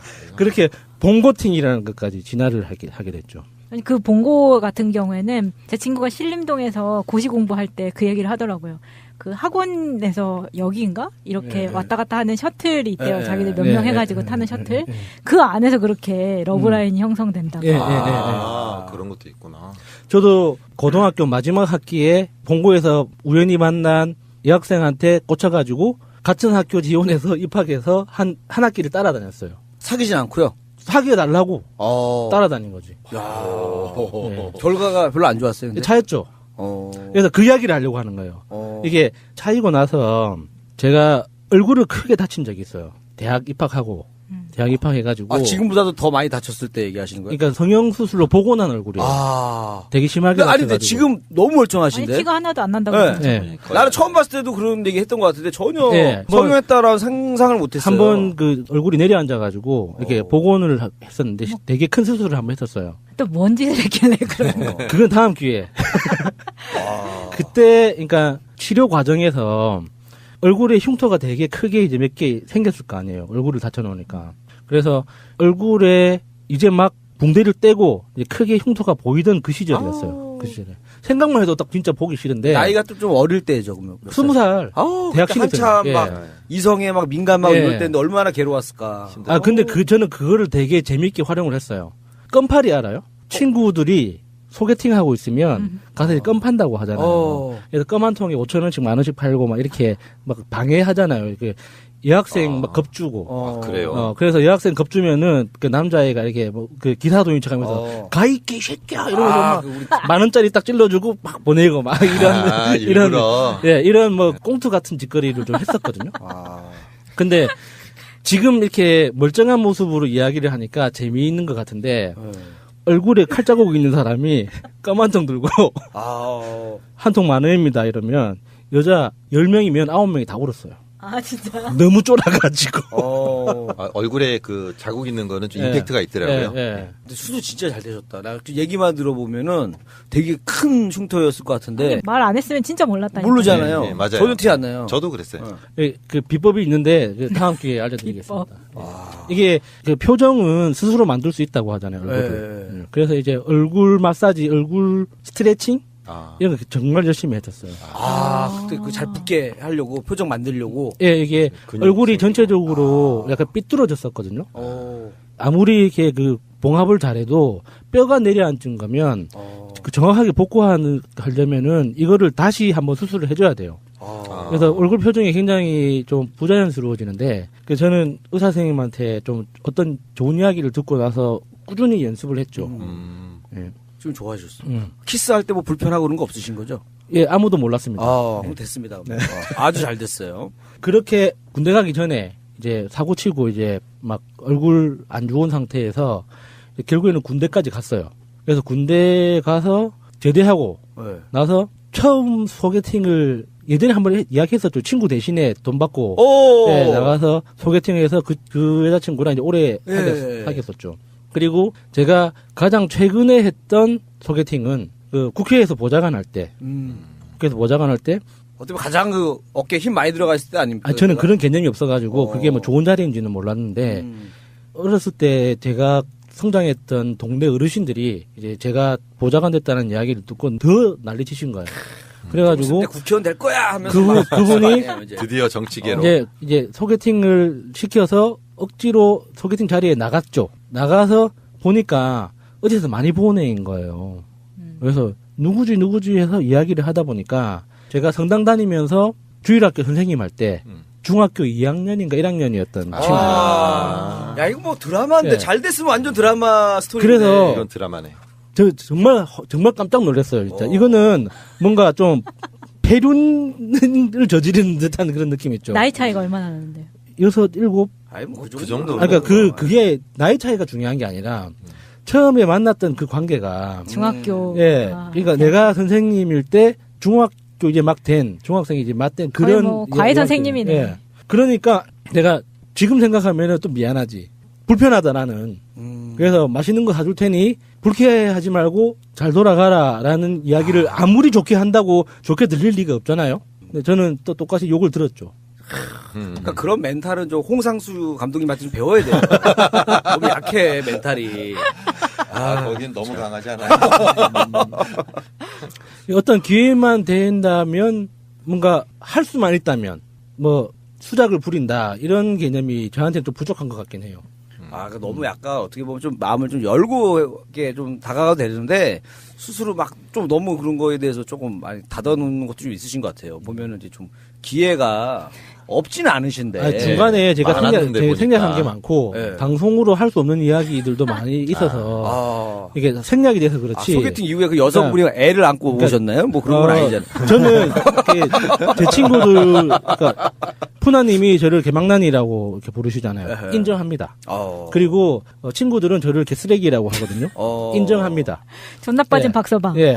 존나 빠진 박서방 인정 동의 보감. 다 인정해요. 그러니까 이 정도에서 정리하죠. 너무 길어지고 있어. 예. 알겠습니다. 우리 다양한 또 충격적인 거나 또 봉고 미팅부터 해서 반팅, 봉고팅. 봉고팅. 좀 재밌었어요. 기발하네요. 예, 설명절이 지금 코앞에 다가와 있기 때문에 오늘 신비님도 나오셨습니다. 신비님? 예, 반갑습니다. 예. 목소리 죽이는 남자. 명절이라고 지금. 죽었어 벌써. 제가 댓글을 내서 그걸 봤다니까. 심쿵사라는 걸 들었다니까. 이게 뭔 말이야? 나 못 봤는데. 심장이 너무 쿵각거려서 죽었다고. 복상사하고 비슷한 거예요. 남자 목소리 듣고 너무 좋아서 가슴이 철컥 내려앉는 다음에 그게 죽었어. 심쿵사. 새로운 영화 하나 발견했고요. 득템? 자, 심쿵사. 우리 신비님 나오셨고요. 나머지는 다 소개를 이미 했습니다. 할 필요가 없는 거죠. 이 목소리 한 방에. 신비 외 3인. 바로 이 전방송에서 했기 때문에 같은 날 나가는데 또 해요? 자, 뭐 알겠고요. 자, 명절은 어떻게 되세요? 명절은 어디 가십니까? 예, 갑니다. 내일 오후 4시에 출발합니다. 차 끌고? 예. 그리고 언제 오세요? 렉동이 끌고. 모레 아침 10시에 다시 컴백. 참네. 왜 가? 어디길래 그렇게 짧게 갔다 오시는 거예요? 우리 애청자들은 다 아는데 새날 안 들으시죠? 죄송합니다. 장성입니다. 네. 장성에 가면 백양사라는 홍길동 굉장히 유명한 절이 있어요. 그 백양사에 가면은 가을 단풍이 우리나라에서 제일 멋있는 곳. 최고죠. 그래요? 그리고 가끔 홍길동이 후예들이 막 날아다녀. 왜 우리나라 내장산. 단풍 중에서 내장산 계열이 가장 단풍이 예쁜데 그 중에 끝자락이 백양사에 있어요. 그게 장성이에요. 진짜 차 끌고 오르락내리락 하면 실제로 쉬는 시간은 거의 없겠네요? 그렇죠. 원래는 제가 막내였기 때문에 시골에 잘 안 갔어요. 근데 이제 큰아들이 돼가지고 안 갈 수가 없어서. 그러니까 효도 질량 불변의 법칙 이런 거지. 총량. 총량. 근데 이번에 이제 막내한테 문자가 왔어. 오빠는 효도하는 방법을 몰라. 그러는 거야. 그래서 왜 매번 갈 때마다 용돈 드리는데 그랬더니 오빠 용돈 말고 호두 과자 이런 거 사다가 엄마한테 안겨줘봐. 그러니까 돈만 주고 간다고 이 서운함을 딸들한테 니네 오빠는 말이야 싸가지가 없다 막 이렇게 얘기를 한 것 같아. 그러니까 그게 뭐냐 그랬더니 엄마를 생각하는 마음이 없대. 잘못한 거 맞네요. 네, 내가 그걸 몰랐어, 네, 진짜로. 네. 그래서 뭐, 맛있는 거 있잖아. 엄마가 좋아하시는, 뭐, 큰 게 아니라, 어차피 현금이 들어가니까, 어머님 좋아하는 호두 과자, 이런 거를 주전부리를 사다 주는 요과 같은 것도 어르신들 되게 좋아하세요. 그러니까, 그걸 난 몰랐지. 근데, 어머님은 항상 젊다는 인식이 머릿속에 있어요. 그렇죠. 그리고 엄마는 나보다 항상 부자야. 이런 게 에이. 머릿속에 있어서, 이걸 지우지 않으면. 어머니 있는 짜장면이 싫다고 하셨지. 딱 그거잖아요. 그러니까. 이제 생각을 좀 바꿔야 되겠더라고요. 그래서 충격을 좀 먹었어요. 그러니까 그 이야기는 핵심의 요칭 아직도 모르시는구만. 아직도 멀었어. 저 인간은. 그러니까. 저 막내였다니까. 실물. 돈은 당연히 주는 거고. 그렇지. 실물로 내 새끼가 요걸 사왔어를 보여줘야 돼, 엄마는. 다른 엄마들한테. 네. 그래서, 아이고, 내가 사오지 말라 그랬는데, 이걸 또 사왔다고 또. 맞아. 그러니까 실물이 중요합니다, 실물이. 자, 효도들 하시고요. 방송 들으시는 분 중에 돈만 달랑 주시려고 했던 분들, 집 들어가기 전에 바로. 동네 슈퍼에 가면 좋은 거 많아요, 요즘에는. 뭐, 곶감 선물 세트라든지, 과일 같은 거 하나 사갖고 들어가시기 바랍니다. 그거 얼마 안 비싸요. 한 2, 3만 원이면 삽니다. 건피디는 천재야. 그렇죠. 내가 왜 이 말을 꺼냈는지 다 알잖아. 우리나라 최초의 효도 천재. 좌파 엄마. 신지식인. 출발하겠습니다. 제23회 동계올림픽 대회인 평창 동계올림픽 대회의 개회를 선언합니다.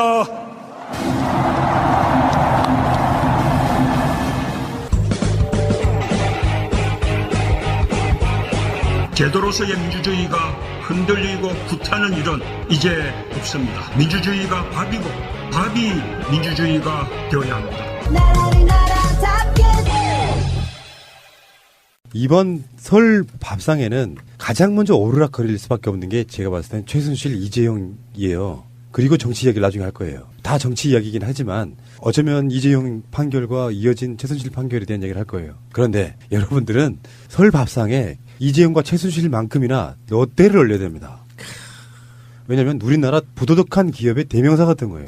정치권에 줄만 잘 되면 재계 순위 20위권이던 재벌이 단숨에 5위권으로 올라갈 수 있습니다. 이명박 비리 중에 최근에 수사가 시작됐다는 롯데는 노동자들을 향해서는 그 유명한 갑질들 아주 최고로 빛나시죠.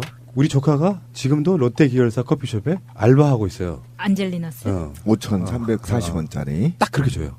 최저시급. 그런 기업이고 그래서 롯데가 지금 창립 51주년 됐는데 신동빈이 법정 구속되면서 충격에 빠졌다 뭐 이런 얘기가 있고 징역 2년 6개월에 지금 실형이 돼서 물론 또 2심에서 집행 꼭 알아야 할 어제의 뉴스. 미국 본사가 15년 동안 한국 GM에 들인 돈은 1조 원이 안 됩니다. 2002년 대우차 인수 비용 4,300억 원, 2009년 유동성 위기를 막기 위해 투입한 4,900억 원이 전부입니다. 반면 최근 5년 동안만 해도 매년 7천억 원이 넘는 돈을 본사로 가져갔습니다. 적어도 2조 5천억 원 넘게 이득을 본 셈입니다. 대출이자와 연구 개발비 등 수익금을 챙긴 명목도 다양합니다. 하지만 GM 측은 중국 상하이를 아시아 생산 기지로 삼고 한국은 반제품 조립 위주로 운영했습니다. GM이 헐값에 대우차를 산 다음 현금 창고처럼 이용하다가 떠나려 한다는 비판이 나오는 이유입니다. 우리 정부도 조사에 나섰습니다.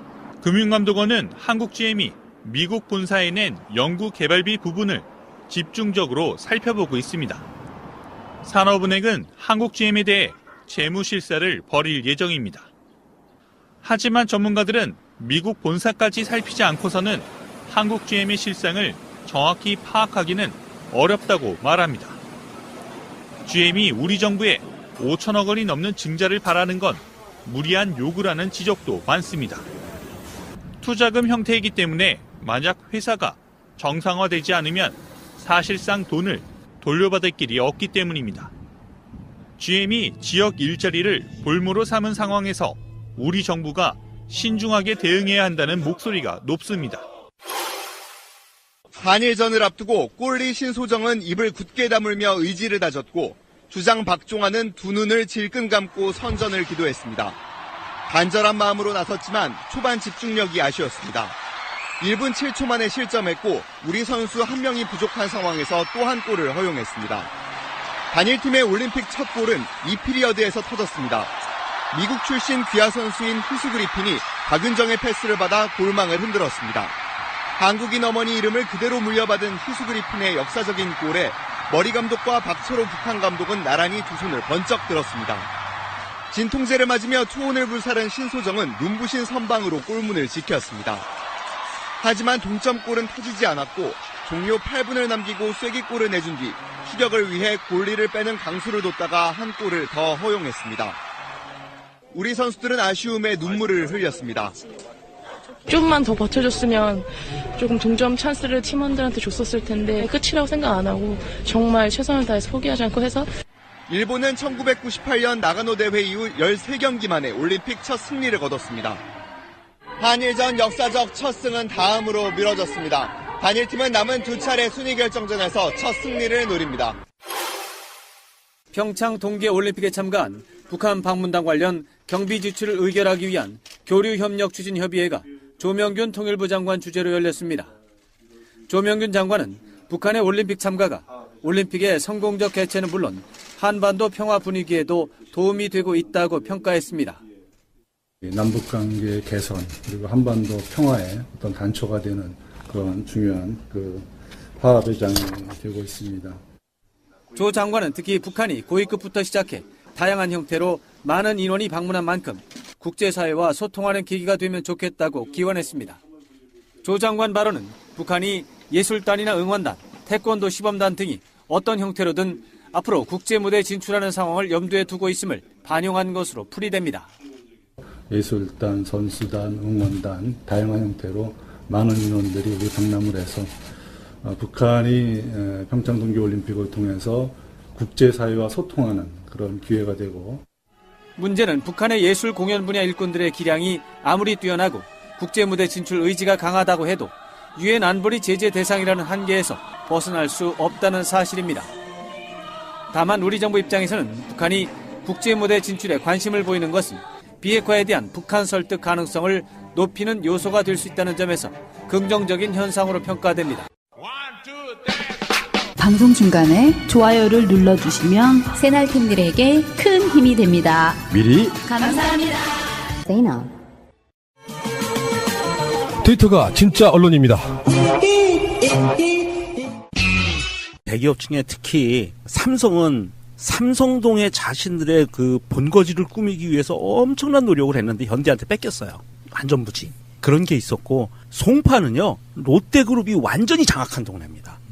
모든 유통, 소비 문화 모든 거를 다 송파그룹을 장악하고 있는 게 롯데그룹이거든요. 그런 어떤 기업적인 특성의 어떤 영향이라고 봐요. 자, 근데 신동빈이 지금 2년 6개월 실형받으면서요. 롯데가 굉장히 곤란해졌어요. 그냥 뭐 총수가 그 그룹을 지배를 못한다 이런 거 차원이 아니에요, 지금. 신동빈이 구속되면서 일단은 이런 게 있어요. 롯데호텔 상장 부분인데 롯데그룹이 관광화학 계열사를 지주회사 체제로 편입하기 위해서 중간 지주회사격인 호텔 롯데를 상장해야 되는데 신동빈이 구속되면 이게 불가능해집니다. 왜 그러냐면 상장 규정에 회사의 경영 투명성을 주요 심사 요건으로 두고 있어요. 그래서 신동빈이 뇌물 공여로 실형을 받은 상황에서는 심사 통과 자체를 자신할 수 없다. 불가능하죠. 이런 부분이에요. 엄청 타격이 큰 거죠. 롯데 입장에서.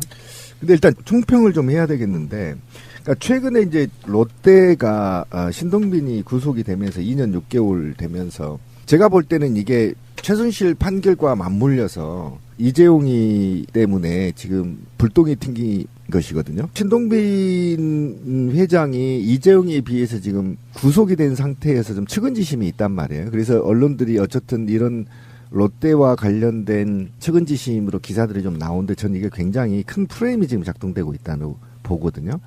그러니까 이재용이를 내보내고 신동빈을 넣음으로 인해서 국민들의 대기업에 대한 정서를 상쇄시키는 역할을 했다. 그리고 최순실이 20년의 중형이 맞물려 있으면서 그 뒤에 이재용을 숨기기 위해서 대기업을 시범적으로 지금 신동빈을 구속했는데 제가 우리 패널분들한테 묻고 싶어요.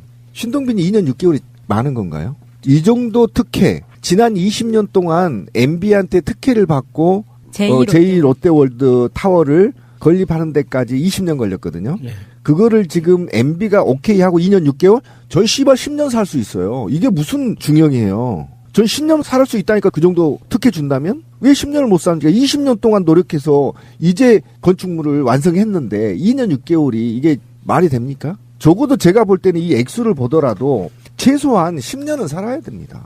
특혜 준 거예요. 진정하시고요. 제2롯데월드 타워는 아직 혐의 내용에 들어가 있지 않고요. 이것은 지금 박근혜 최순실에 관계된 뇌물 사건이거든요. 그래서 이제 그거만 받은 거고 롯데월드 타워는 추후 수사 계획에 있어요. 아, 그래요? 그때 또 판결 나올 겁니다. MB 관련해서. 그러면 한 10년 살아야죠. 근데 지금 이게 뇌물 공여죄가 확정이 되면 대법원에서 롯데월드 타워점에 있는 면세점에 특허가 있대요. 특허가. 네, 영업권 특허라고 부르죠. 네. 그거를 이제 취소될 가능성도 있다 그래서 기본적으로 왜 있잖아요. 기업이라는 게 주력 기업 있고 뭐 지주회사 있고. 그래서 한쪽이 타격을 딱 입으면 규모나 이런 걸로 보면 별게 아닌데 주력 사업이나 이런 것들이 무너지잖아요. 그럼 그 기업은 주가가 떨어지고 그러면서 급격하게 이렇게 쇠퇴하거든요. 우리가 바라는 것처럼 하여튼 재미는 있어요. 그러니까 무슨 말이냐면 무전유죄인 건 맞아. 이재용에 비하면. 그런데 그 우리가 봤을 때는 롯데도 뭐 어마어마한 기업이긴 한데 이 사람들이 어떤 식으로 정경유착을 해왔는지를 잠깐 우리가 이야기를 해보자는 거예요. 롯데의 정경유착의 시작은 언제일까요? 당연히 신격호 회장 아니겠어요? 그렇겠죠. 예. 롯데라고 하는 그룹이 갖는 그 상징성 일단은 일본 기업 이렇게 사실 느낌이 있지 않습니까? 제1교포인 신격호가 열심히 일궈가지고 사실 일본에서는 아무 기업도 아닌 기업 같은 느낌인데 한국에서는 정경유착이 통하면서 기업을 훨씬 많이 키워서 지금은 일본 롯데와 한국 롯데가 역전된 느낌 그거죠. 예. 박정희가 그 신격호를 그렇게 좋아했다고 하잖아요. 그래서 그 명동에 롯데백화점 건설할 때 사실 그때 그 서울 시내에 백화점 건설하는 거를 이 교통 혼잡 문제 때문에 이 시 정책 차원에서 안 해주는 게 일단 기본 방침이었는데 굉장히 창조적으로 박근혜의 창조 경제가 그때 탄생했는지 몰라도 롯데 쇼핑이라는 이름으로 백화점이 아니라 쇼핑센터라는 명분으로 지금 현재의 그 롯데백화점 그 자리에 그 건물을 허가를 내줬다는 거잖아요. 그 허가를 내주도록 드라이브를 적극적으로 밀어준 사람이 노골적으로 밀어준 사람이 박정희라고 합니다. 박정희가 사실은 이제 이게 서울 도심 집중화 현상을 해소하기 위해서 그때 70년대만 해도 많은 이슈거리가 있었거든요. 서울 도심원으로 사람들이 집중화 하면 또 풀려나요. 그러다가 또 대법원에 가서 또 실형이 확정되면은 다시 또 들어가고 이런 방식일 거라고 생각이 드는데 그런데 이재용이 워낙에 나쁜 놈이다 보니까 롯데의 신동빈은 뭔가 좀 대비 효과로 덜 나빠 보이는 그리고 마치 이재용 대비 효과로 신동빈이 피해자처럼 보이는 이걸 어떻게 할 거야 이게.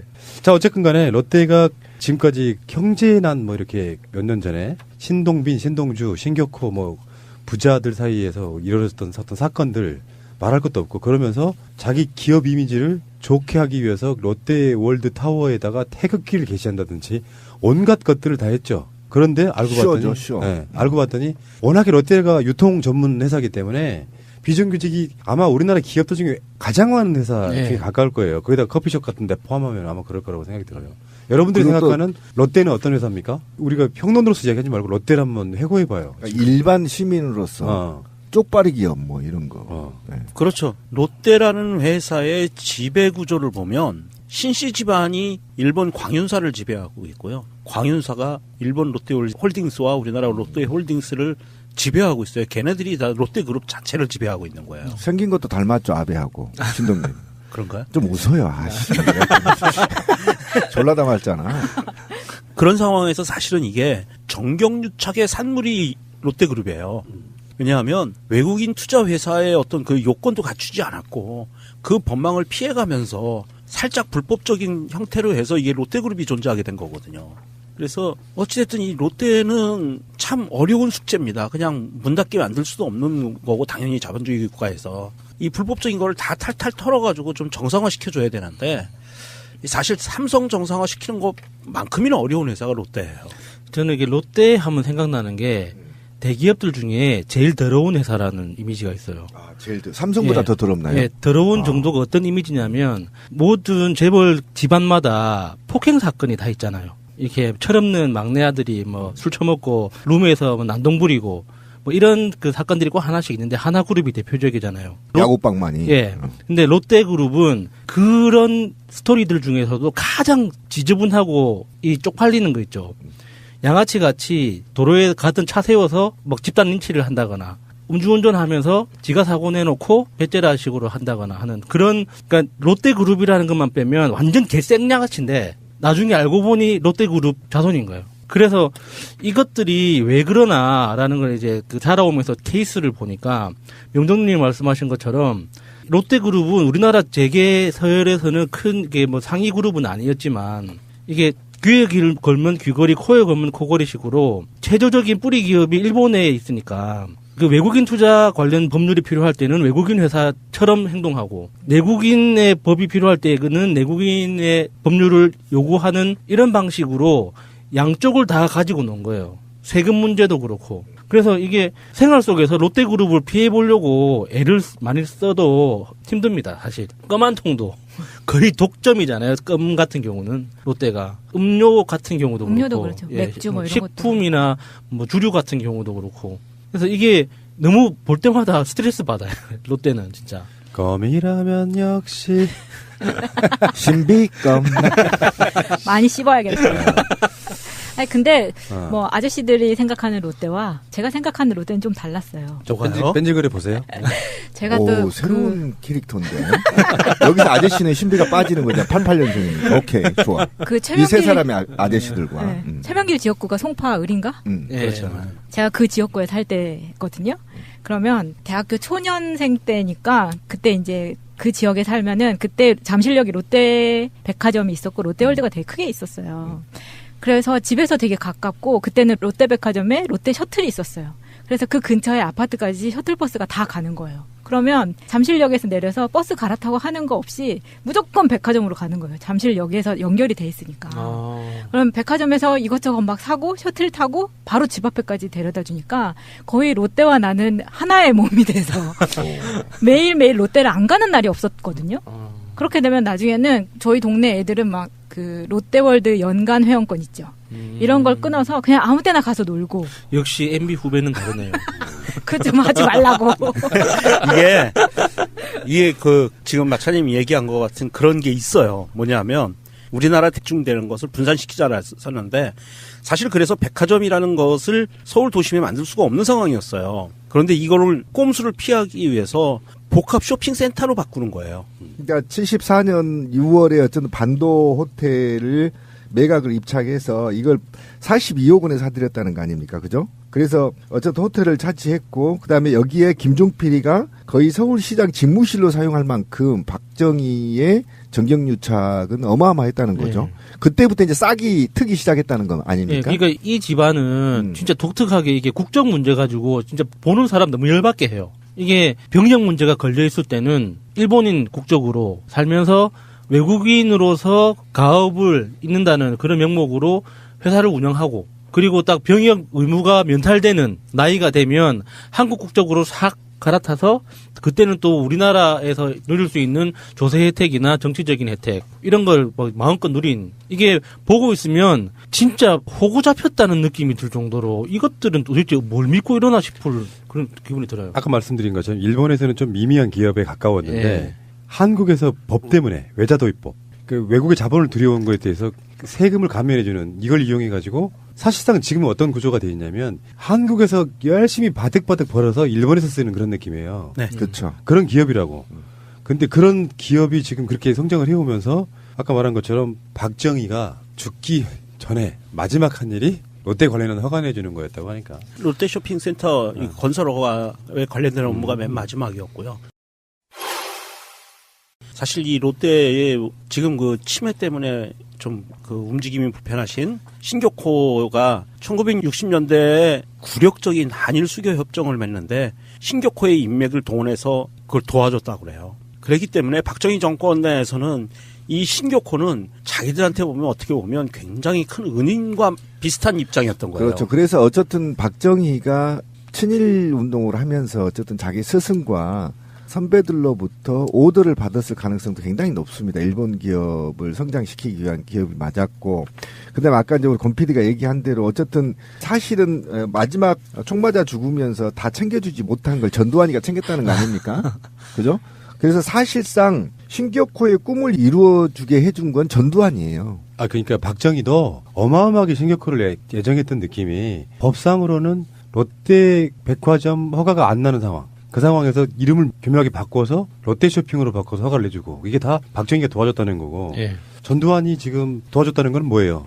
지금 잠실 그쪽에 있는 그게 전두환 덕분이라는 그 말씀 아닌가요? 근데 그때 그 이야기를 해야 되는 건 뭐냐면 그렇죠. 잠실을 개발할 때 올림픽 다운 이야기가 있잖아요.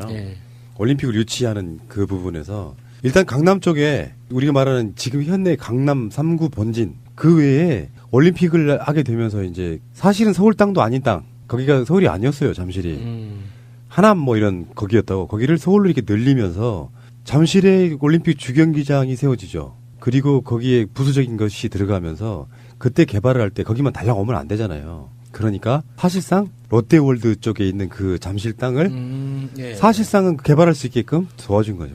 그러니까 롯데에 몰빵을 해준 거죠.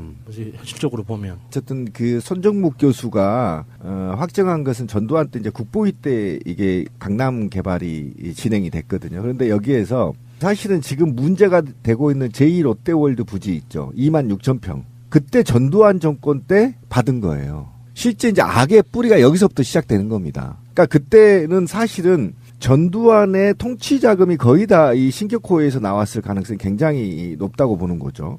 그만큼 했었고 이게 왜 이렇게 전두환과 연결이 돼 있냐면 사실은 김종필 때 한일 수교 문제와 관련해서 마쿠 협상에 사실은 신격호가 깊게 관여돼 있다는 거 아닙니까? 그러니까 그런 관여된 상태에서 군사 쿠데타 이후에 군부 애들이 일본과의 교류를 누구를 통해서 할 수 있었느냐? 그 바로 신격호였거든요. 그러니까 신격호가 계속 12.12 사태 이후에서도 계속 권력의 실세로 사실은 작동을 계속 하고 있었고 거기서 뒤에 검은 돈들을 계속 대주고 있었고 통치 자금들을 대줬다는 거죠. 신격호가 11월 달에 그러니까 87항쟁이 일어난 11월 달에 전두환을 독대를 해요. 그렇죠. 대통령이 임기 말이지.